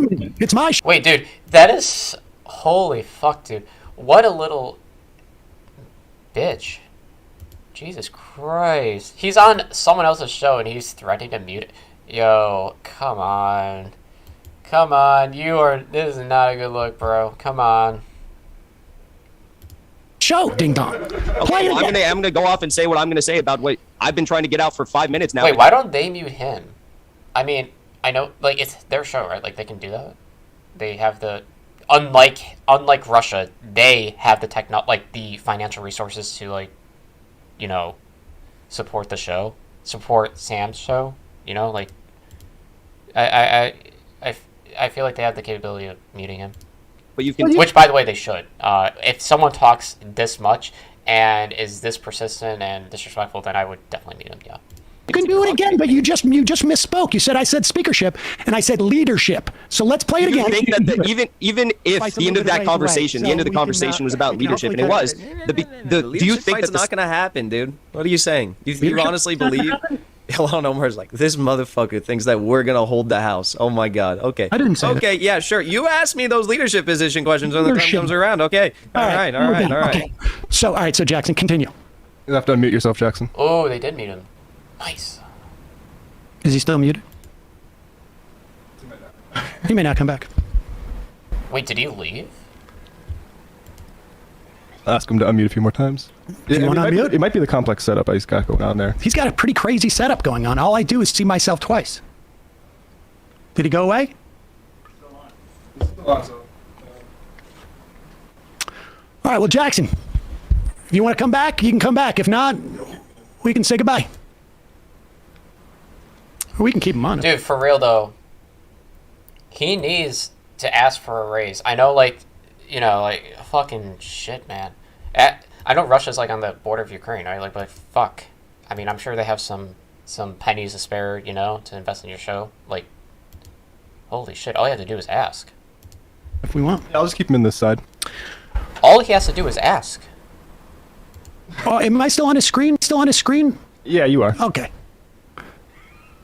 To number, what's this one? Wait, is this, like... Do this one. Put that up. See if that gets him to come back. This is a this is the thing. Is sometimes I think Jackson's maybe not as necessarily as truthful. He says lies my parents told me when I was little. This is just from like a. Oh yeah, dude! Holy fuck! So when I first saw this, I didn't know if it was actually real. Honestly, I don't. It apparently it is, but I don't know. I guess it is. I don't know. But he said this tweet, and I mean, I tried to find it, but it was deleted, of course. Even you know. This one right here. Basically, here, I'll let him explain. I guess it's from a year ago. Santa is real. The Tooth Fairy leaves money under your pillow. The United States military is fighting wars to defend our country. And then his dad responded, this is the only way that I knew him before this whole thing. I'm Santa. You never complained when you got the gifts. Yes, we were such assholes sneaking you money under your pillow. Never once did your mother and I tell you the military is fighting wars to defend our country. That's a bold-faced lie on your part. Did Jackson leave? Yes. He's gone. All right. Wait, no way. He left the call with his tail between his... Dude, what a little beta male. Holy fuck. That's all it took. Wait, hold on.Maybe it comes back. I see his face. Unless he's watching someone else's stream. That's too bad. Because I wanted to ask him about that, because as a parent, I want to know if there's actually tension between them or if that was funny, because I feel like I would do that to my kids at one point. But all right, let's take a break, and we'll come back and wrap up the show, and maybe Emma's just come back in so we can do this show. I don't think he wants to come back. No, I think that. Well, I mean, I think we'll put it down to the technical confusion that he had going on there. Yeah. Maybe it was difficult to unmute. But yeah, I think we got all the points covered. I think so. We didn't get to the squad is the spear point of fascism in the United States, but maybe I can. Do you want to give him that opportunity to say that? We should allow. Let's play that. Yeah. Well, which part? Do we have the squad is the fascism? Yeah. It's not just that they're worse, that they're better than Manchin, but they're also the vanguard of fascism in this country. True.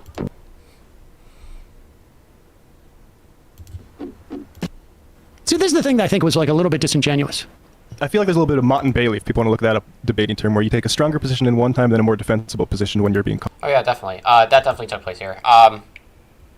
Right, and also he was gish galloping like crazy. Hold on, but here's a little bit on the squad.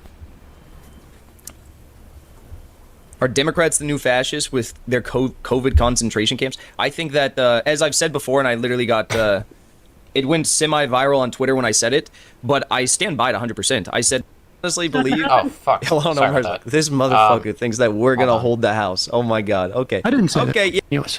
I feel like there's a little bit of Mott and Bailey, if people want to look that up, debating term, where you take a stronger position in one time, then a more defensible position when you're being called on it. But here's a little bit on the squad. Are Democrats the new fascists with their COVID concentration camps? I think that, as I've said before, and I literally got, it went semi-viral on Twitter when I said it, but I stand by it 100%. I said that fascism in the United States will come from progressive, like, woke circles. Yeah, so, I'm sorry.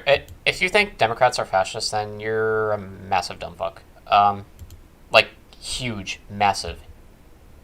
Yeah, definitely. This whole idea, it's actually pretty, it actually makes sense a little bit when you think about it this way. These people who say things as ludicrous as this are usually the ones projecting. They're usually fascists themselves, but they're trying to placate to, communist aesthetics so as to spearhead, I guess, a normalization of Marxist-Leninism in the country. People who say things like this, I've noticed, are the ones who advocate for things like that. This idea of COVID concentration camps, the framing there is obviously disingenuous and also like a lie, and kind of downplays the severity of other, concentration camps observed in history. But yeah, the idea that Democrats are fascists is comically ridiculous. Like the squad, for example. I truly believe this is just further proof of that. This is just further proof of that. So, yeah, I think, So it's not just that they didn't leverage their vote to get progressive concessions when there was a 12% increase in the State Department budget. Oh. It's that they're the vanguard of fascism in this. Yeah, so that's actually interesting because believe it or not, I don't watch Jackson Hinkle, so I was unfamiliar with that clip, but that is a good point. The idea that he's trying to be this, I just want the squad to be better, and I just want them to, I'm just trying to hold them accountable, while simultaneously saying that they're just fascists, or that they, will, at the very least, are proto-fascists. Yeah, that's interesting. Definitely double think right there. This country. I mean, my concern is that what if we did force the vote, and then all those squad members did vote for Medicare for All, and then we supported them, and then they did fascism on us? That would have been the real... they would have had us right where we wanted us. But they're getting all these... Here's the amazing thing. On one hand, they're getting this preferential treatment where they're allowed to negotiate with Biden, but on the other hand, they're not leveraging their votes. Yeah. Now, presumably, they would leverage their votes to get negotiations with Biden. Yeah, well, they get the opportunity to be ignored by Joe Biden. Wait, his fans are very upset. So I think it's just he can come back. I want to say, yeah, hey, tell him to come back. I want to see if he does come back because he clearly had some technical difficulties. So if he wants to come back for round 2, I think that's the best thing for everybody, just to clear up some of these questions. He can fix his camera. He can sort it all out. We can follow some of this stuff. And to make fun of him more, that'd be awesome too. Let's see. Let's read some of our IMs, shall we? First of all, my camera's not working. Second of all, he's back. Your host muted me. I don't know who that was, but your host muted me. Talking over the clip, it was me. Yeah, no shit he muted you. You kept talking when they said, hey, chill, we're going to show a clip. And you're like, no, I'm not going to chill, and I'm going to keep talking. Yeah, I think that was a completely justified muting, 100%. Don't be a little bitch. Sit down and let the clip run. Then you can respond. Pretty simple. Okay. Yeah, I tried to and then I never unmuted my thing. I never touched any of my stuff on my end. And then you guys claimed that I muted myself. You guys muted me and tried to get me off the stream. Matt just said it. No, you're back. I just said and they didn't. Oh man, this guy's such a little. Oh my god. Muted you because you're talking over. We do that fairly. Why didn't you unmute me when it was over? And then you claimed that I muted myself. Dude, oh my god, he's such a conspiracy theorist. I swear, like everything is like, this is your brain on conspiracy theorists, guys. This is your brain, you know. Everything is like that shit. Jackson, you're talking to me. Let me just clarify. I asked you to unmute yourself. You'll notice in the chat I said, are you able to unmute yourself? And you left. But now that everything's sorted out again, except your camera. Welcome. If you muted me, why didn't you just unmute me? I tried to. Jackson, Zoom. You're back. There's no point in dwelling on this. What is the point? Honestly, the only point in dwelling on this is to sort of claim that they're the bad actors here, and yeah, it's kind of pointless here. Let me explain. Let me just explain for everybody, because I don't want this to be the thing that they hang their hat on. It says ask to unmute yourself. So I asked you to unmute yourself. You had to affirmatively unmute yourself. You didn't do that. But why didn't you just say that? That's what I said actually right before you got on there. So you said it on a chat, but you didn't. I'm not reading the chat. I mean, I didn't even know there was a chat in here. But all right, let's keep talking. So, he's such a slimy little weasel, dude. Holy fuck. Now he wants to quickly brush it under the rug because he was caught in a lie there. Dude, what a little slime ball. Jesus. So my question, Sam, was if you understand the idea behind forcing a vote on these sorts of policies, and the squad ran on a set agenda saying they were going to fight for that agenda, and then every time they have the opportunity to force a vote on any number of these bills, they choose not to, and they have no material gains, no material concessions that they can show for these potentially hypothetical secret concessions that you claim they're getting, potentially, then why aren't you criticizing them like we all are?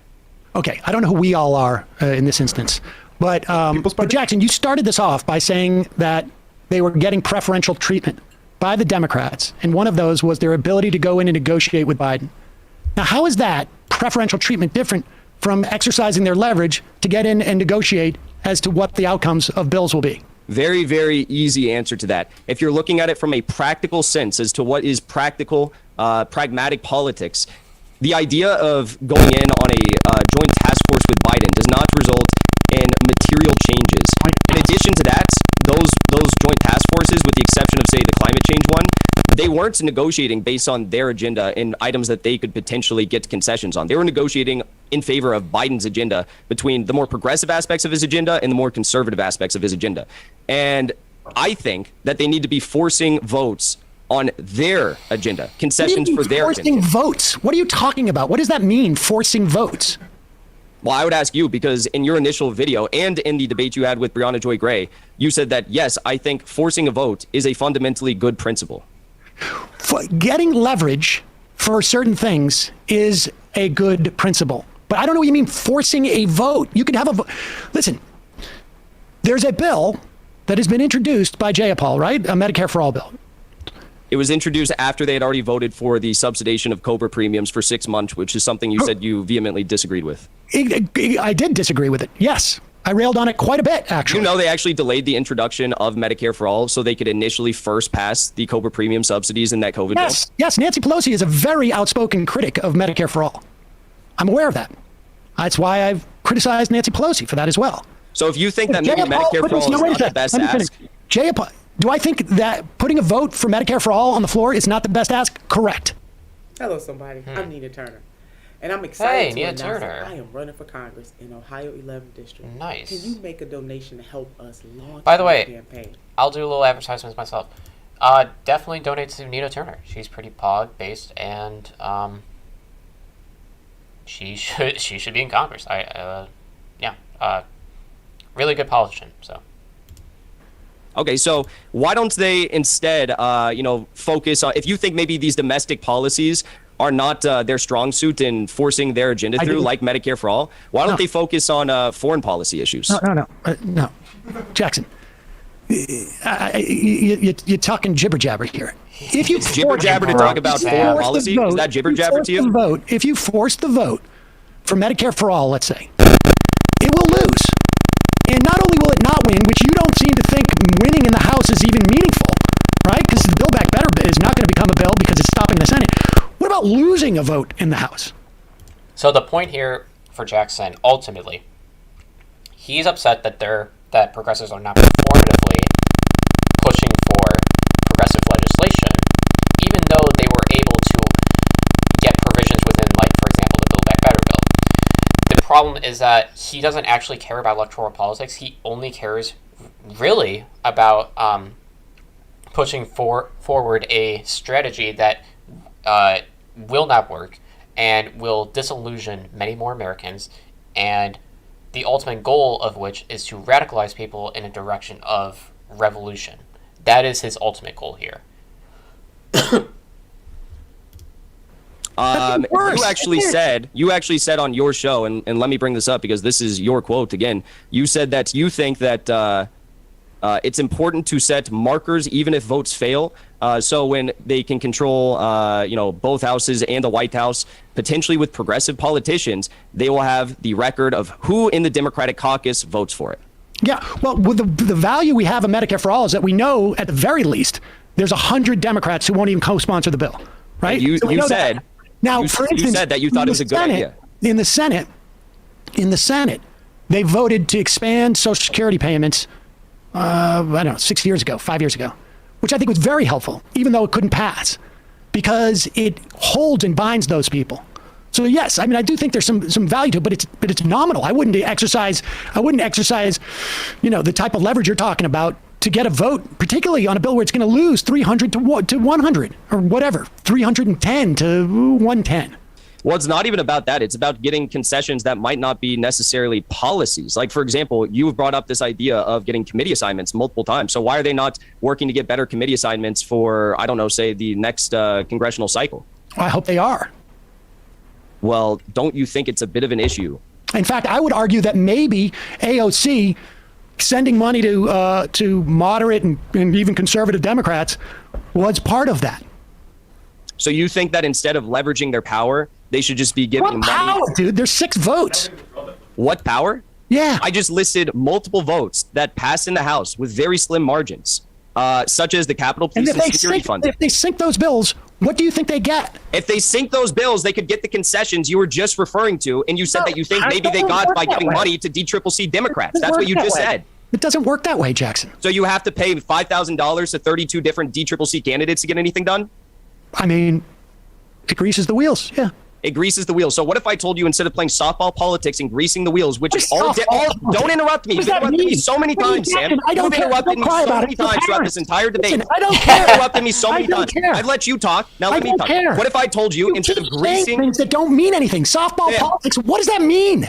What does softball politics mean? Okay, let me be specific. Softball politics is giving $160,000 to DCCC Democrats when she said she was not going to do it. Please don't interrupt me. Hardball politics would be, say, blocking the State Department and USAID 12% funding increase or blocking the Capitol Police and Security funding increase. And what happens after you vote no on that? You vote no on it and you block the bill from passing. And because these are things that the Democratic establishment really wants passed, you get concessions to vote for those policies. That's hardball politics. What are you talking about? What vote for what policies? Votes for, no, I said getting concessions. And when I say voting for policies. Retaliate against her? No, I'm saying getting concessions to vote for the policies that they voted for without any concessions, like the increase in Capitol Police and security funding. Why is he keep going back to that one specifically? I get the point he's trying to make, but that one, like, who cares? That one, like, who the fuck cares? What would you change in that Capitol Police funding that you think that they should have changed in that bill? Well, I don't think that we should have given an increase to Capitol Police and security funding. Sam, here's the part you're missing. It's not about necessarily what they could change in that bill. It's about blocking that bill until they get a concession for something that substantively benefits the agenda they are fighting for. What is the something that you're talking about? You've listed numerous examples on your show because you said Medicare for all is not a good ask. So what if we did this, that, or the other? There's a whole host of things. I'm not a member of Congress. But I don't understand. I'm not a member of Congress. You know how it works, Jackson. But you can't even articulate one thing that they're supposed to be asking for. $15 minimum wage. Okay. Better committee assignments. Better committee assignments. I'm not going to vote. Committee assignments. Okay. The committee assignments come out at the beginning of the year, and we'll find out about that. Don't you think that they would say when they're receiving all the criticism, we voted to increase the Capitol Police and security because we got this in return? Voting against. You want my vote. You want my vote, Nancy Pelosi, for the State Department increase by 12%. And I'm going to withhold that vote unless we have a vote on Medicare for all and the 100 people who are against it vote for it. And you said that was a good idea at the time. No, Jackson, I'm asking you. Do you still not believe it's a good idea? Because at the time you said it was a good idea. I very quickly said it wasn't a good idea. So very quickly after that video. So you said that it was a good idea. You said then very quickly I changed my mind and I thought it was a bad idea. Now you cited your reasoning for this because you said you thought it was a part of a Jimmy Dore effort to hate on the squad. That's what you said. I've seen it multiple times. But the question is, you still support the fundamental strategy of forcing the vote, right? What are you talking about? Force the vote? No, I do not sell. The idea of forcing a vote on something is stupid. Yeah, the problem was with force the vote. You made all about a vote. Shut up. I'm debating Sam. So you don't think...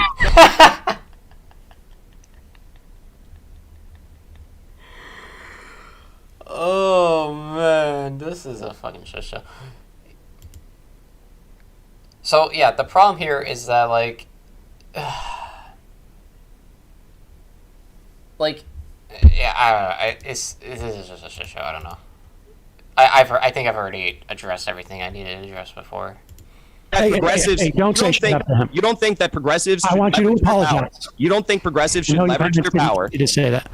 I think progressives should leverage their power. Yes. Okay, so that's called forcing the vote. No, it's not. You just said 1 minute ago that I don't want to use the phrase forced vote. I want to use the phrase leverage their power. You guys made that. How are those different? Oh my God. Because it's what you use your leverage for, Jackson. Okay. Look, I don't want to get into. No, it's how you exert that leverage, Sam. A vote. So the substance doesn't matter?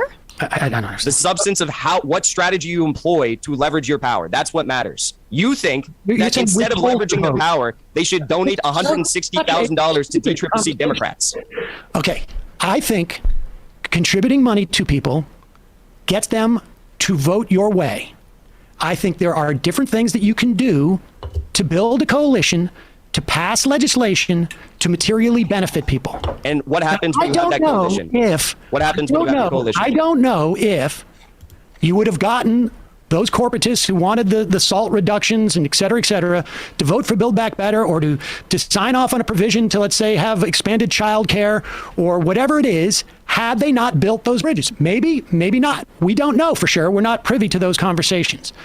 You can say, I don't think it's a good strategy to, and I can tell you this, the reason why Steny Hoyer is the whip of the caucus, of the Democratic caucus, is because Steny Hoyer gets all this corporate money that he doles out. He doesn't have to do much fundraising for himself. We're not talking about around the country. What goes around the country, and he builds support for things by donating money to different congressional candidates. He's not even engaging with what Sam's saying. I feel like it was pretty clear why he brought that up, and now he's trying to shift the conversation away from that. And so is there value for the number one fundraiser, who happens to be a progressive, to wield that same type of power? My answer is yes, definitively. So I point to you exactly. That's very interesting. Where that power pays off. That's very interesting. No, I cannot. That's very interesting because earlier on in this debate, you quite literally said I had a problem. Everyone heard the debate, Jackson. It'll be on video. You don't have to You keep said I had a problem. You don't want to talk about this. You said I had a problem with AOC donating $160,000 to DCCC Democrats when she said that she wasn't going to. So my question is, you just said a moment ago. I had that problem, Jackson. You just said a moment ago. You just said a moment ago that the squad. I had the problem. Whatever. You just said a moment ago that People can look at the video, Jackson. Okay, I would love to. You just said a moment ago that there is the potential for factions to form in Congress, and those factions can leverage their power. Did you not?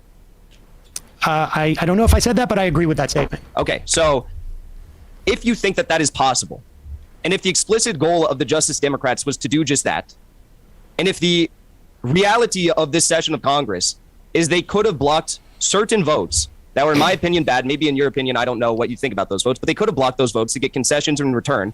They haven't done that. Don't you think that that is a failure of their strategy? In general, no. I think that if they got no, because you're not giving me a specific instance, and I don't. There are votes that they may be for or against. I don't know. So Sam, I actually respect you more. I actually respect you more after this debate than I initially did coming into the debate, because you said on multiple occasions, like when I brought up the sanctions, he's gearing up. when I brought up the sanctions, when I brought up other issues that I had disagreements with them on, with the exception of the State Department and Capitol Police funding, you actually said that those were bad things, that you disagreed with what they did, and in some cases, but not all, you criticized them. But what you still fail to recognize is that the explicit strategy that the Justice Democrats ran on, which was to create those factions and essentially be a thorn in the side of the Democratic establishment, kind of in a way in which the Tea Party explicitly that our job is to be a thorn. You're interrupting me as many times as you said Jimmy Dore during the Breonna Joy Gray debate. I wasn't done. So they were to be a thorn in the side of the Democratic establishment. The inflection of his voice, I felt like highly indicated he was about to be done with what he was saying. You know what? They have not done that. On being a thorn in the side of the Democratic establishment is literally for children. Or the People's Party. Go win some races. Like, I don't, like, I want material benefits for people. And if that means that they stroke the Democratic establishment or they are thorn in it, I don't care about that. That's for children. That's what not children. For children. It's no, not I for don't children care about the establishment. Mommy, daddy, this. Who cares? By not being a thorn in the side of the establishment, by not being a thorn in the side of the establishment, they actually hurt themselves. Because by donating, yes, they did. By donating to the DCCC candidates who were going to be challenged by progressive primary candidates, they have essentially ruled out the odds of those progressive primary candidates challenging the DCCC candidates in this next election cycle. Candidates? What? Which progressive candidates were running against those? Ava Patsova is the one that comes to mind. Arizona's first district. She was going to run against one of these DCCC candidates. Who was the candidate that AOC gave to that Ava Petrova was going to run against? What's that? Sorry, I didn't hear you. Who's the candidate that AOC gave money to that Ava Petrova was going to run against? And what was Ava Petrova's chance of winning? The candidate that she gave money to was whoever represents the first district. It's Tom O'Halloran. He's a corporate Democrat. Ava Patsova she ran against him in I believe she ran against him in 2020. And then she was going to run against him again. She did very well. She didn't even have, I believe, she didn't even have Justice Democrats backing at that time. But the question is, why is AOC... Oh, wait, AOC gave money to a candidate that Justice Democrats are running against? No, I said that I don't think she was actually endorsed by Justice Democrats in that race, but there was the potential for her to be endorsed by them in the next race. She wrote an article in The Intercept. I suggest you read it. It's really interesting. But Sam, the question is not about the odds or the likelihood. No one thought AOC was going to beat Joe Crowley. She had no backing. She had no odds of winning, and she still won. Now imagine if there was that apparatus of AOC and the progressives behind Ava Patsova, who is a convincing candidate, who is respected by many of these progressive institutions, who did write an incredible article in The Intercept about this. Don't you think that there are some more Ava Patsovas out there who could have challenged DCCC corporate candidates that AOC donated to before primary even took place? It's possible. It's possible, and that's called softball politics or greasing the wheels, as you put it. And that's why I think it's a failed strategy, because they are actually hurting themselves, their broader movement of establishing a larger faction. Now, do you still think that they are the vanguard of fascism in this country? Because if they are actually to help themselves, their strategy, that would be sort of problematic if you think they're fascists, right? I'm not talking about helping themselves. I'm talking about fighting for the agenda that they campaigned on and utilizing the strategy that they said that they were going to carry out via the Justice Democrats faction in Congress, which according to that, little discussion we just had about the DCCC donations, they're not doing that. They're choosing to grease the wheels, so to speak. Well, that wasn't an answer. They're probably doing both.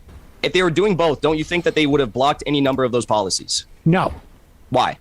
I mean, I don't know what any number of those policies you're talking about, but you're conflating. Last time I tried to list those policies, you said, Jackson, stop listing policies. You're conflating electoral strategy with legislative strategy. Let's just take three in particular. The speakership vote, this Department of State and USAID 12% funding increase, and the Capitol Police vote. Let's just take those three. Those are three examples in which they could have leveraged power. Well, they could have, or they could have just voted against it. Or they could have just voted against it. Yeah, I mean, there's more that I have here. I have 18 listed. And each one, has... So for instance, for the speakership, they may have felt like, well, okay, we cannot vote, but ultimately we're going to have to. I mean, you just said yourself, the precedent was that they take 12 votes and that they end up, we're going to... Keep in mind, all of this is predicated on a lack of information on our behalf. We don't know exactly the conversations that these people are having within the chambers of Congress. So there's probably things out there that we are not privy to that influenced the votes of these progressive politicians or influenced their strategy going into it. And land on Pelosi. So if Pelosi knows that, if you're right, and there's no other option as to who's going to be speaker, then what? Well, what if I told you that there potentially could have been other options? You could vote for anyone. They could have voted for Barbara Lee if they wanted to. I mean, John Boehner served Speaker 2011 to 2015. He got more, Republicans elected since any year since 1928. And he had popular support until the Tea Party came along and they forced him out. He had to retire before he even did another speakership election because he knew he was going to lose. So why could the squad not have done something like that? Who was the other candidate? Barbara Lee didn't want to run. Anyone could have run. It doesn't matter. Anyone could have run. They didn't. Why didn't they? I don't know, but they didn't. There was no other person to vote for. So after 12 votes in your scenario, yes, Nancy Pelosi knows she's going to get elected. No, because Sam, if you don't think that at a time when 75% of Americans wanted Nancy Pelosi to step down as speaker, she has record low approval rating, that people are not going to coalesce around a movement to get a new speaker, then you're delusional. Because I think that approval rating is probably misinformed here. The reason I think our approval rating is pretty high in her own district. This is a while ago, but like I'm pretty sure her approval rating is fine. At the very least within her own district that she runs in. That is what would have happened. And even if Sam, this was the idea behind Force the Vote. Even if it eventually, after 13, 15, 18 rounds, ended up with Nancy Pelosi as Speaker of the House, they still would have been able to get concessions because of the spectacle they would have drawn by delaying and already unpopular politicians, rise to the speakership position. That's not how it works. Oh my God. So people get elected because of money. If you spend more money in an election, you are highly likely to win. Almost guaranteed, in fact. These politicians who have low approval ratings, quote unquote, it's irrelevant because they're bought and owned through corporations and lobbyists. So they get massive amounts of funding to their campaigns, and as such, the correlation between getting a massive amount of financial support and winning is very close to 1. Okay. And by the way, a lot of people who don't like Nancy Pelosi are mostly like either Republicans or they're progressives. But considering the fact that most of the country is liberals, I mean, especially within the district of Nancy Pelosi runs in, she wins easy peasy. So there was a movement afoot in the country, presumably by Democrats, to get a different Speaker of the House other than Nancy Pelosi. That's what you're telling me. And the spectacle I'm saying that you inspire change. The spectacle created would have magically gotten them the ability to get whatever they want. Like the spectacle almost of like forcing the Republicans to filibuster a Voting Rights Act. I'm talking about the spectacle of Representative Jeanette Rankin starting a House floor vote on women's suffrage in 1918. And because of the mass public appeal that was drawn after the introduction of that vote in the House floor debate it started, within 1 year, we achieved women's suffrage in this country. That's what I'm talking about. I see. It would have been like women's suffrage to get what? It's the strategy. It's not the fact that you have a major... it was just a coincidence that it was about women getting the right to vote. It had nothing to do with the success of that. Did I just not list John Boehner and the Tea Party as an example? I don't only cherry pick my examples. I mean, I just listed the Republican Party as a beautiful example of how the strategy could be employed. What a weird way to phrase it. There was somebody to run against Boehner. Sam, the idea is you delay and you potentially find someone to run against Nancy Pelosi. It doesn't matter if there's someone who wants to run. Sam, they can vote for anyone. They're going to vote. You understand how a speakership vote works? Yeah, I understand how the speakership vote, but you realize that they can vote for anyone, right? Yeah, but you realize that there were Democrats who voted for other Democrats who weren't actively pursuing the speakership? Are you telling me that there was another candidate? Who was that candidate that was going to win? Do you understand that there were Democrats who voted for this? Do you understand that there were Democrats who voted for other Democrats? Nancy Pelosi gets the speakership. Damn. But she knows she's going to get the speakership. See, here's the thing. He can't admit because it's about just like virtue signaling here. Because at the end of the day, he can't reconcile the fact that this strategy wouldn't work because the alternative. Okay, you're going to withhold your vote for Pelosi. Whatever. Okay, what's the alternative? Who are you going to have primary her? Like, what's going on? He doesn't speak to the efficacy of that politician getting that speakership role in that specific example, or how effective these politicians, like progressive politicians, can wield their leverage. Because at the end of the day, it won't work, and he can't reconcile that. But that's still going to force a vote because it happened with suffragette, with women's right to vote. So why did some, if you have to have a declared speakership, campaign, Jackson, why did some Democrats vote for other? Why did some Democrats? All right, we're kind of hung up on this point. Let's move on a little bit. Not going to, and it's not necessarily about blocking. We know it's what they're in some They're cases. more What progressive. is the point about the Justice Democrats if they're not doing what they set out to do? They're the most progressive members of Congress.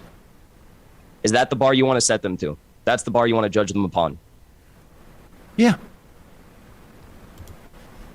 I think that's. I mean, what about when the squad was not in Congress? Did you actively support Nancy Pelosi because she was one of the most progressive in Congress? I supported Bernie Sanders. What about the House? I'm talking about the House. We're talking about the House. The House. I mean, I didn't perceive Nancy Pelosi as the most progressive member. At one point, I thought she was the best when Donald Trump came to office. I figured she might be the best person to be in the leadership while they're in the minority. But subsequent to that, I felt like I would rather have someone who was not even progressive be in the leadership of the House. I mean, and I think to a certain extent, I know you watched the Ilhan Omar interview, you didn't quite fully understand the leadership conversation, but I think that she was implying that you don't really. The leadership position should not necessarily be about whether they're progressive or not. I think it's really more about the amount of power that you can amass amongst the caucus. So Sam, when you talk about power in the caucus, or sophomore members of Congress, 6 members of Congress just don't have that kind of power. So when you talk about the Freedom Caucus, do have that type of power. People getting rid of Boehner, you're talking about do have that type of power, Sam. Who were secret members of this caucus, and we just don't have that kind of power yet. First of all, the Republican majority at the time was much bigger than what we see today, and the squad has multiple opportunities, 18 again that I've listed, in which there was must-pass bills or near must-pass bills in which the vote was so slim. What is a must-pass bill in your estimation? A must-pass bill is something that either must pass to continue with the session of Congress, such as a adoption of House rules, speakership, House vote, or the near must-pass bills that I was referring to are things that are a top priority of the Biden administration to pass to solidify his legacy. I mean, the must-pass bills would be something like a debt ceiling or something to that. Sure. Avoiding government shutdowns. Yeah. Yeah. Enjoy the ride, my dude. There's been probably, I'd say, 6 or 7 of those. Okay, now, and your argument is that if they inhibited the passage of this bill, they'd be able to get stuff each time. The Democrats would reward yes, that's how politics works in Congress. This is what Republicans and Democrats have done for years. This is how it works. So in other words, like when I don't know, like Lynn Cheney, for instance, Liz Cheney, sorry, like when she bucks them and they reward her, is that it? She gets stuff from the Republican Party. I think it's a little bit of a different makeup with Liz Cheney in the Republican Party. I'm just you're telling us exactly how you're speaking vaguely. You're speaking vaguely. I'm talking about specific votes that they could have blocked. You're speaking about bucking the GOP establishment on maybe a talking point or maybe impeachment. Are you referring to? I don't know what you're referring to. Yeah, impeachment, January 6th commission. Well, the difference is Liz Cheney doesn't. In some cases, she has been able to whip even Democrats to block, some of the MAGA agenda, such as when Trump wanted to remove troops from. He wanted to do a partial removal of troops from Germany and Afghanistan. She whipped together even one of my own former Congresspeople, Mike Levin from California's 49th district, to vote in unison with a plurality, I guess, of Republicans on that measure to block Trump, and it succeeded. But the difference between Liz Cheney and the squad or the Justice Democrats, whatever, is that the Justice Democrats have a set ideology. They campaign to form a faction and essentially leverage their power to carry out, their agenda or to get concessions that flow in line with their agenda. So my problem is they're not doing this. And the votes that they are passing are votes that I, entirely disagree with, such as those sanctions I mentioned, such as Capitol Police funding, the Israel Iron Dome votes. Yeah, no, Israel Iron Dome vote is not one of those because that passed by such overwhelming margins. And you wanted to debate me on this because you want me to have the same agenda that you have. No, I want you to hold the squad to what they said they were going to do and what they said they were going to fight for. I am curious, like, what is your preferred method of holding the squad accountable when they continue to not fight for their agenda by pursuing the strategy of leveraging their power? Well, they do fight for their agenda. I mentioned this earlier, but like they constantly signal support for progressive causes. They, like whether it be press conferences or on Twitter or social media generally, they also supported through legislation by way of trying to entrench certain provisions within larger bills. So it's not as if they aren't doing things that are progressive. They're still doing it. Now, I'm not saying that like they're doing everything perfectly, or that they could be doing better. But I'm just saying, like, generally speaking, I think that they are, advocates of progressive policies and things like they're doing progressive things. So I don't know if they're like, I don't know if it's a consequence of them kowtowing to the establishment or anything of that nature. It's more about being conciliatory as a means of getting certain provisions or whatever, or committee projects in the future. That's why they're using that leverage. But yeah. If it makes sense to primary them, I would primary them. But I don't think it's worth the deployment of resources personally to primary the most progressive members of Congress. Okay, so at what points do you maybe begin to think that instead of continuing to operate within the confines of the Democratic Party and primarying more people and ending up with the same results, this is something else? What we should have had a debate about, Jackson, and I was trying to get to, because really, if you think that the progressive Democrats in Congress are the vanguard of fascism, if you think that they are worthless, then you think the entire Democratic Party is worthless, and what you're really coming on to argue is that we should be supporting a third party. No, what I came on to argue is the fact that the only time that you defend the squad nowadays is when you make videos about Jimmy Dore, and you know that those are the only videos that get you views. You make these videos about Jimmy Dore, at times attacking the squad, and you defend the squad, and then the only reason why you do this, though, I think, is because you want to do a hit piece on Jimmy Dore. And even though your channel has over 1 million subscribers, your only videos that get views are ones about Jimmy Dore and when you defend the squad and so on and so forth. You seem very invested. This is a totally irrelevant point to anything. Absolutely nothing pertaining to the conversation at all. This is a flat out just like, well, you only get views because you cover Jimmy Dore. Like, who the fuck cares? No one's talking about this. Stop. Dude. In other words, you wanted to come on and debate about. Sam holds a major stake in left YouTube, as do the Young Turks. That's why I am investing. Well, I don't get views. I mean, so I don't know why you say I have a stake. You get a lot of views. I just said though, you get a lot of views on the videos in which you go after Jimmy Dore for criticizing the squad. Well, we should probably do more Jimmy Dore videos, but. But that aside, is that what you want to come on to debate? That you don't like the idea that I'm doing Jimmy Dore videos? Sam, I don't know how many times I have to say what I came on to debate. You refused to actually hold the squad accountable. And you said maybe at one point, I am going to support primarying them, but I don't. Wait, hold on. Didn't he say early, like very beginning of this conversation, that he criticized some of the things that they did, right? Like, I'm pretty sure he said that. Is that not the definition of holding them accountable? I think that's the best, way to leverage our power and resources. But I guess I would just pose the question, because, I don't support primarying the squad. I don't support primarying Democrats right now, because I think that... Why? Because I think that the Justice Democrats are a failed strategy, and they're choosing to play party politics and pass the DNC's agenda. Also, you just think that we should... Yeah, there it is, buddy. There it is. So, yeah, and I said this multiple times already, but again, it's not about... To him, he's not like a reformist or anything. It's about sort of like this, like, you know, kind of illustrating the ineffectiveness of electoral politics as a whole, so as to bring about, you know, a more radical way of changing our society, or our government, rather. Revolutionary. That's really what it comes down to. We should vote for third-party candidates.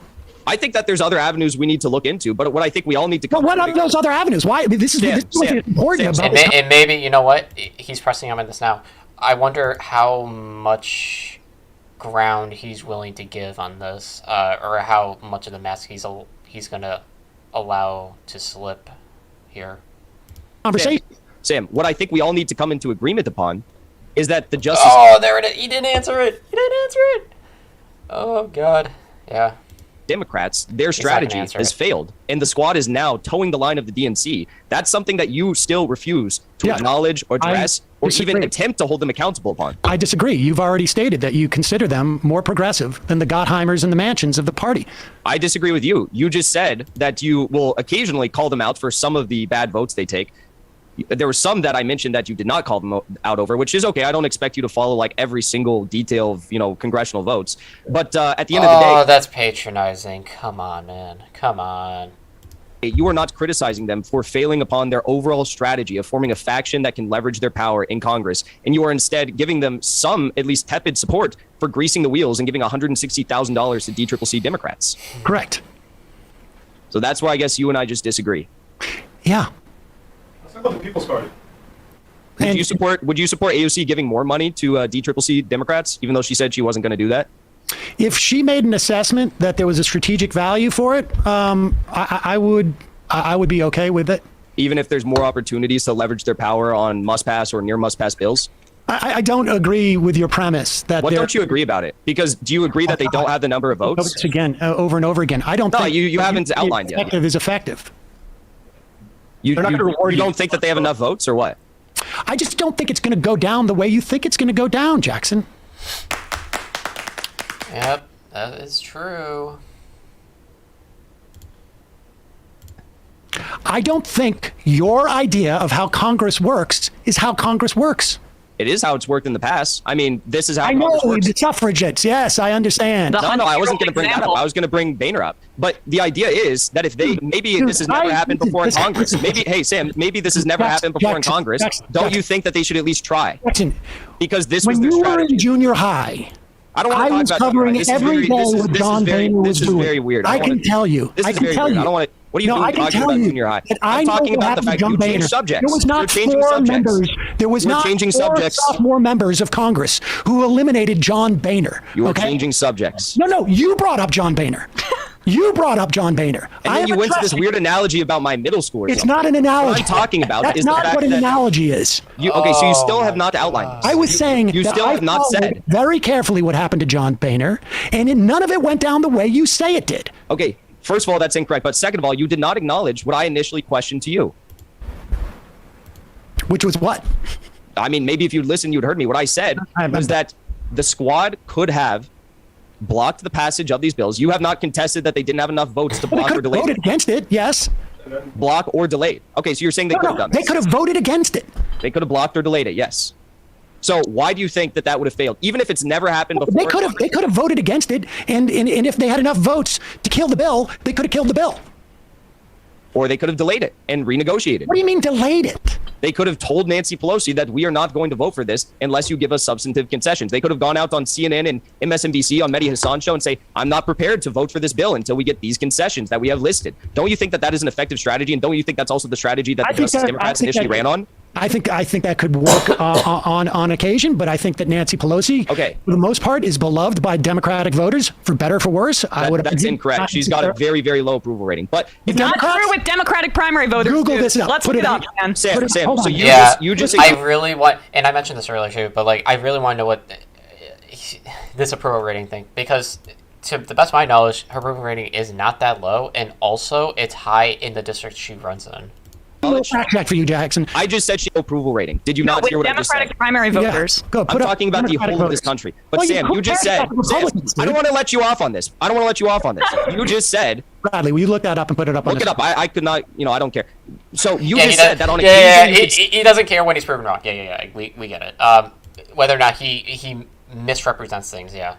See how leveraging their power by either withholding their votes for a given policy could work. So why are you not criticizing the squad when they choose not to do this? I don't think that they should do it randomly. I don't know. I didn't say randomly. I just said they could do it. And you just said that. Jackson, there was a $3.5 trillion bill that was passed in the House that included some of the key priorities that these lawmakers wanted. And you're suggesting they're not leveraging their vote because it didn't pass in the Senate. No, I'm saying because they are voting for bills that did pass in the House and in the Senate and were signed into law, and they are not withholding their support for those bills, like Capitol Police funding, like State Department funding, like the House Speakership. What is the value of them voting against Capitol Police funding relative to getting pre-K for people? You just said it. You just said. They got the pre-K. You just said that Sam, you just said that the value in it, this is your words, that the value in it is that, yes, I could see that sometimes working. You said that. Listen, Jackson. How many times do you want to change the subject before you finally address that? You're not holding them accountable. You want them to you are not holding them accountable to get stuff that they want, and they got it in the bill. You said that they could do that, though. Yes, I agree that there is such a thing as leverage and that it can be used, and I'm suggesting they've done it. I'm suggesting to you that they haven't done it because they haven't withheld their votes. You're saying that the Build Back Better agenda is... How do you know they didn't withhold their votes? Build Back Better agenda is Biden's agenda. It's not even their agenda. How do you know they didn't withhold their votes and Nancy Pelosi didn't go to him and say, I owe you one? And that's why they're not going harder at him like you suggested up top. I don't think that they're doing that because if they... This kind of speaks to what I was mentioning earlier, about the fact that there is information within the chambers of Congress that we are not privy to as people online, or even your average citizen. Like, we don't know what's going on here. We can look at like signs and whatever, but like ultimately this is just speculation, right? Like, we don't know exactly the conversations Democrats are having with other Democrats and with Republicans and whomever, right? Were doing that. If they were going to be withholding their support, they would do what Cori Bush and Jamal Bowman did before the speakership vote. Do you remember what they did? They went out on was it Dana Bash's show or something like that? They went out on some corporate news show and they said that we are not going to guarantee a vote for Nancy Pelosi. Why are you putting an accent on there? Oh, because it's Bowman. All right. Heather. I'm putting an accent on there? What the hell is this? We are not going to be voting for Nancy Pelosi guaranteed unless we get substantive things in return. And they listed two things, I think. I think they listed reparations and they listed one other policy. At the end of the day, they did not coalesce and try to make these things happen. But that is what you need to do if you have big asks or you have, concessions that you want. You need to be... Yeah, you know what? I think we get the gist here. It's kind of like the same... Wait, are they going to show the approval rating? Oh, here we go. That was 2 days ago, so that could have changed. That's pretty much straight. Maybe once they hear about forced the vote, it'll dip. I think to a certain extent, like there is. Did I say that she has? In the Democratic Party. Did I say that? I don't know. Putting words in my mouth. Honestly, I stopped listening to you some time ago. To be honest with you. But I appreciate. Maybe. Hey Sam. Last words here. Sure. Maybe listening to the people who used to be. With my life, not dropping it this time. Is that Jack Daniels? Yeah. Nice. Your viewers and used to be your fans like me should be something that you do in the future. Damn. Thank you for having me on the show. I appreciate the conversation. You're still a viewer, Jackson. As far as I can tell. What's that? Not only are you still a viewer, but you actually show it to the people who watch your show. So I'm not a fan of you anymore, though. That's the difference. Oh, Jesus, my sorry about that. His heart's broken. All right, so I think we get the gist here. Yeah, I think I pretty well summarized what was wrong with this. Yeah. Anyway, that was crazy.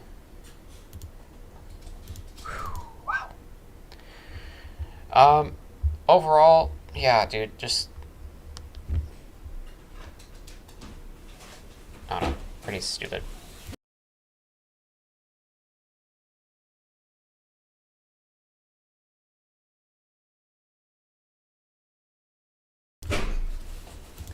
But yeah, that's really all I want to go over today.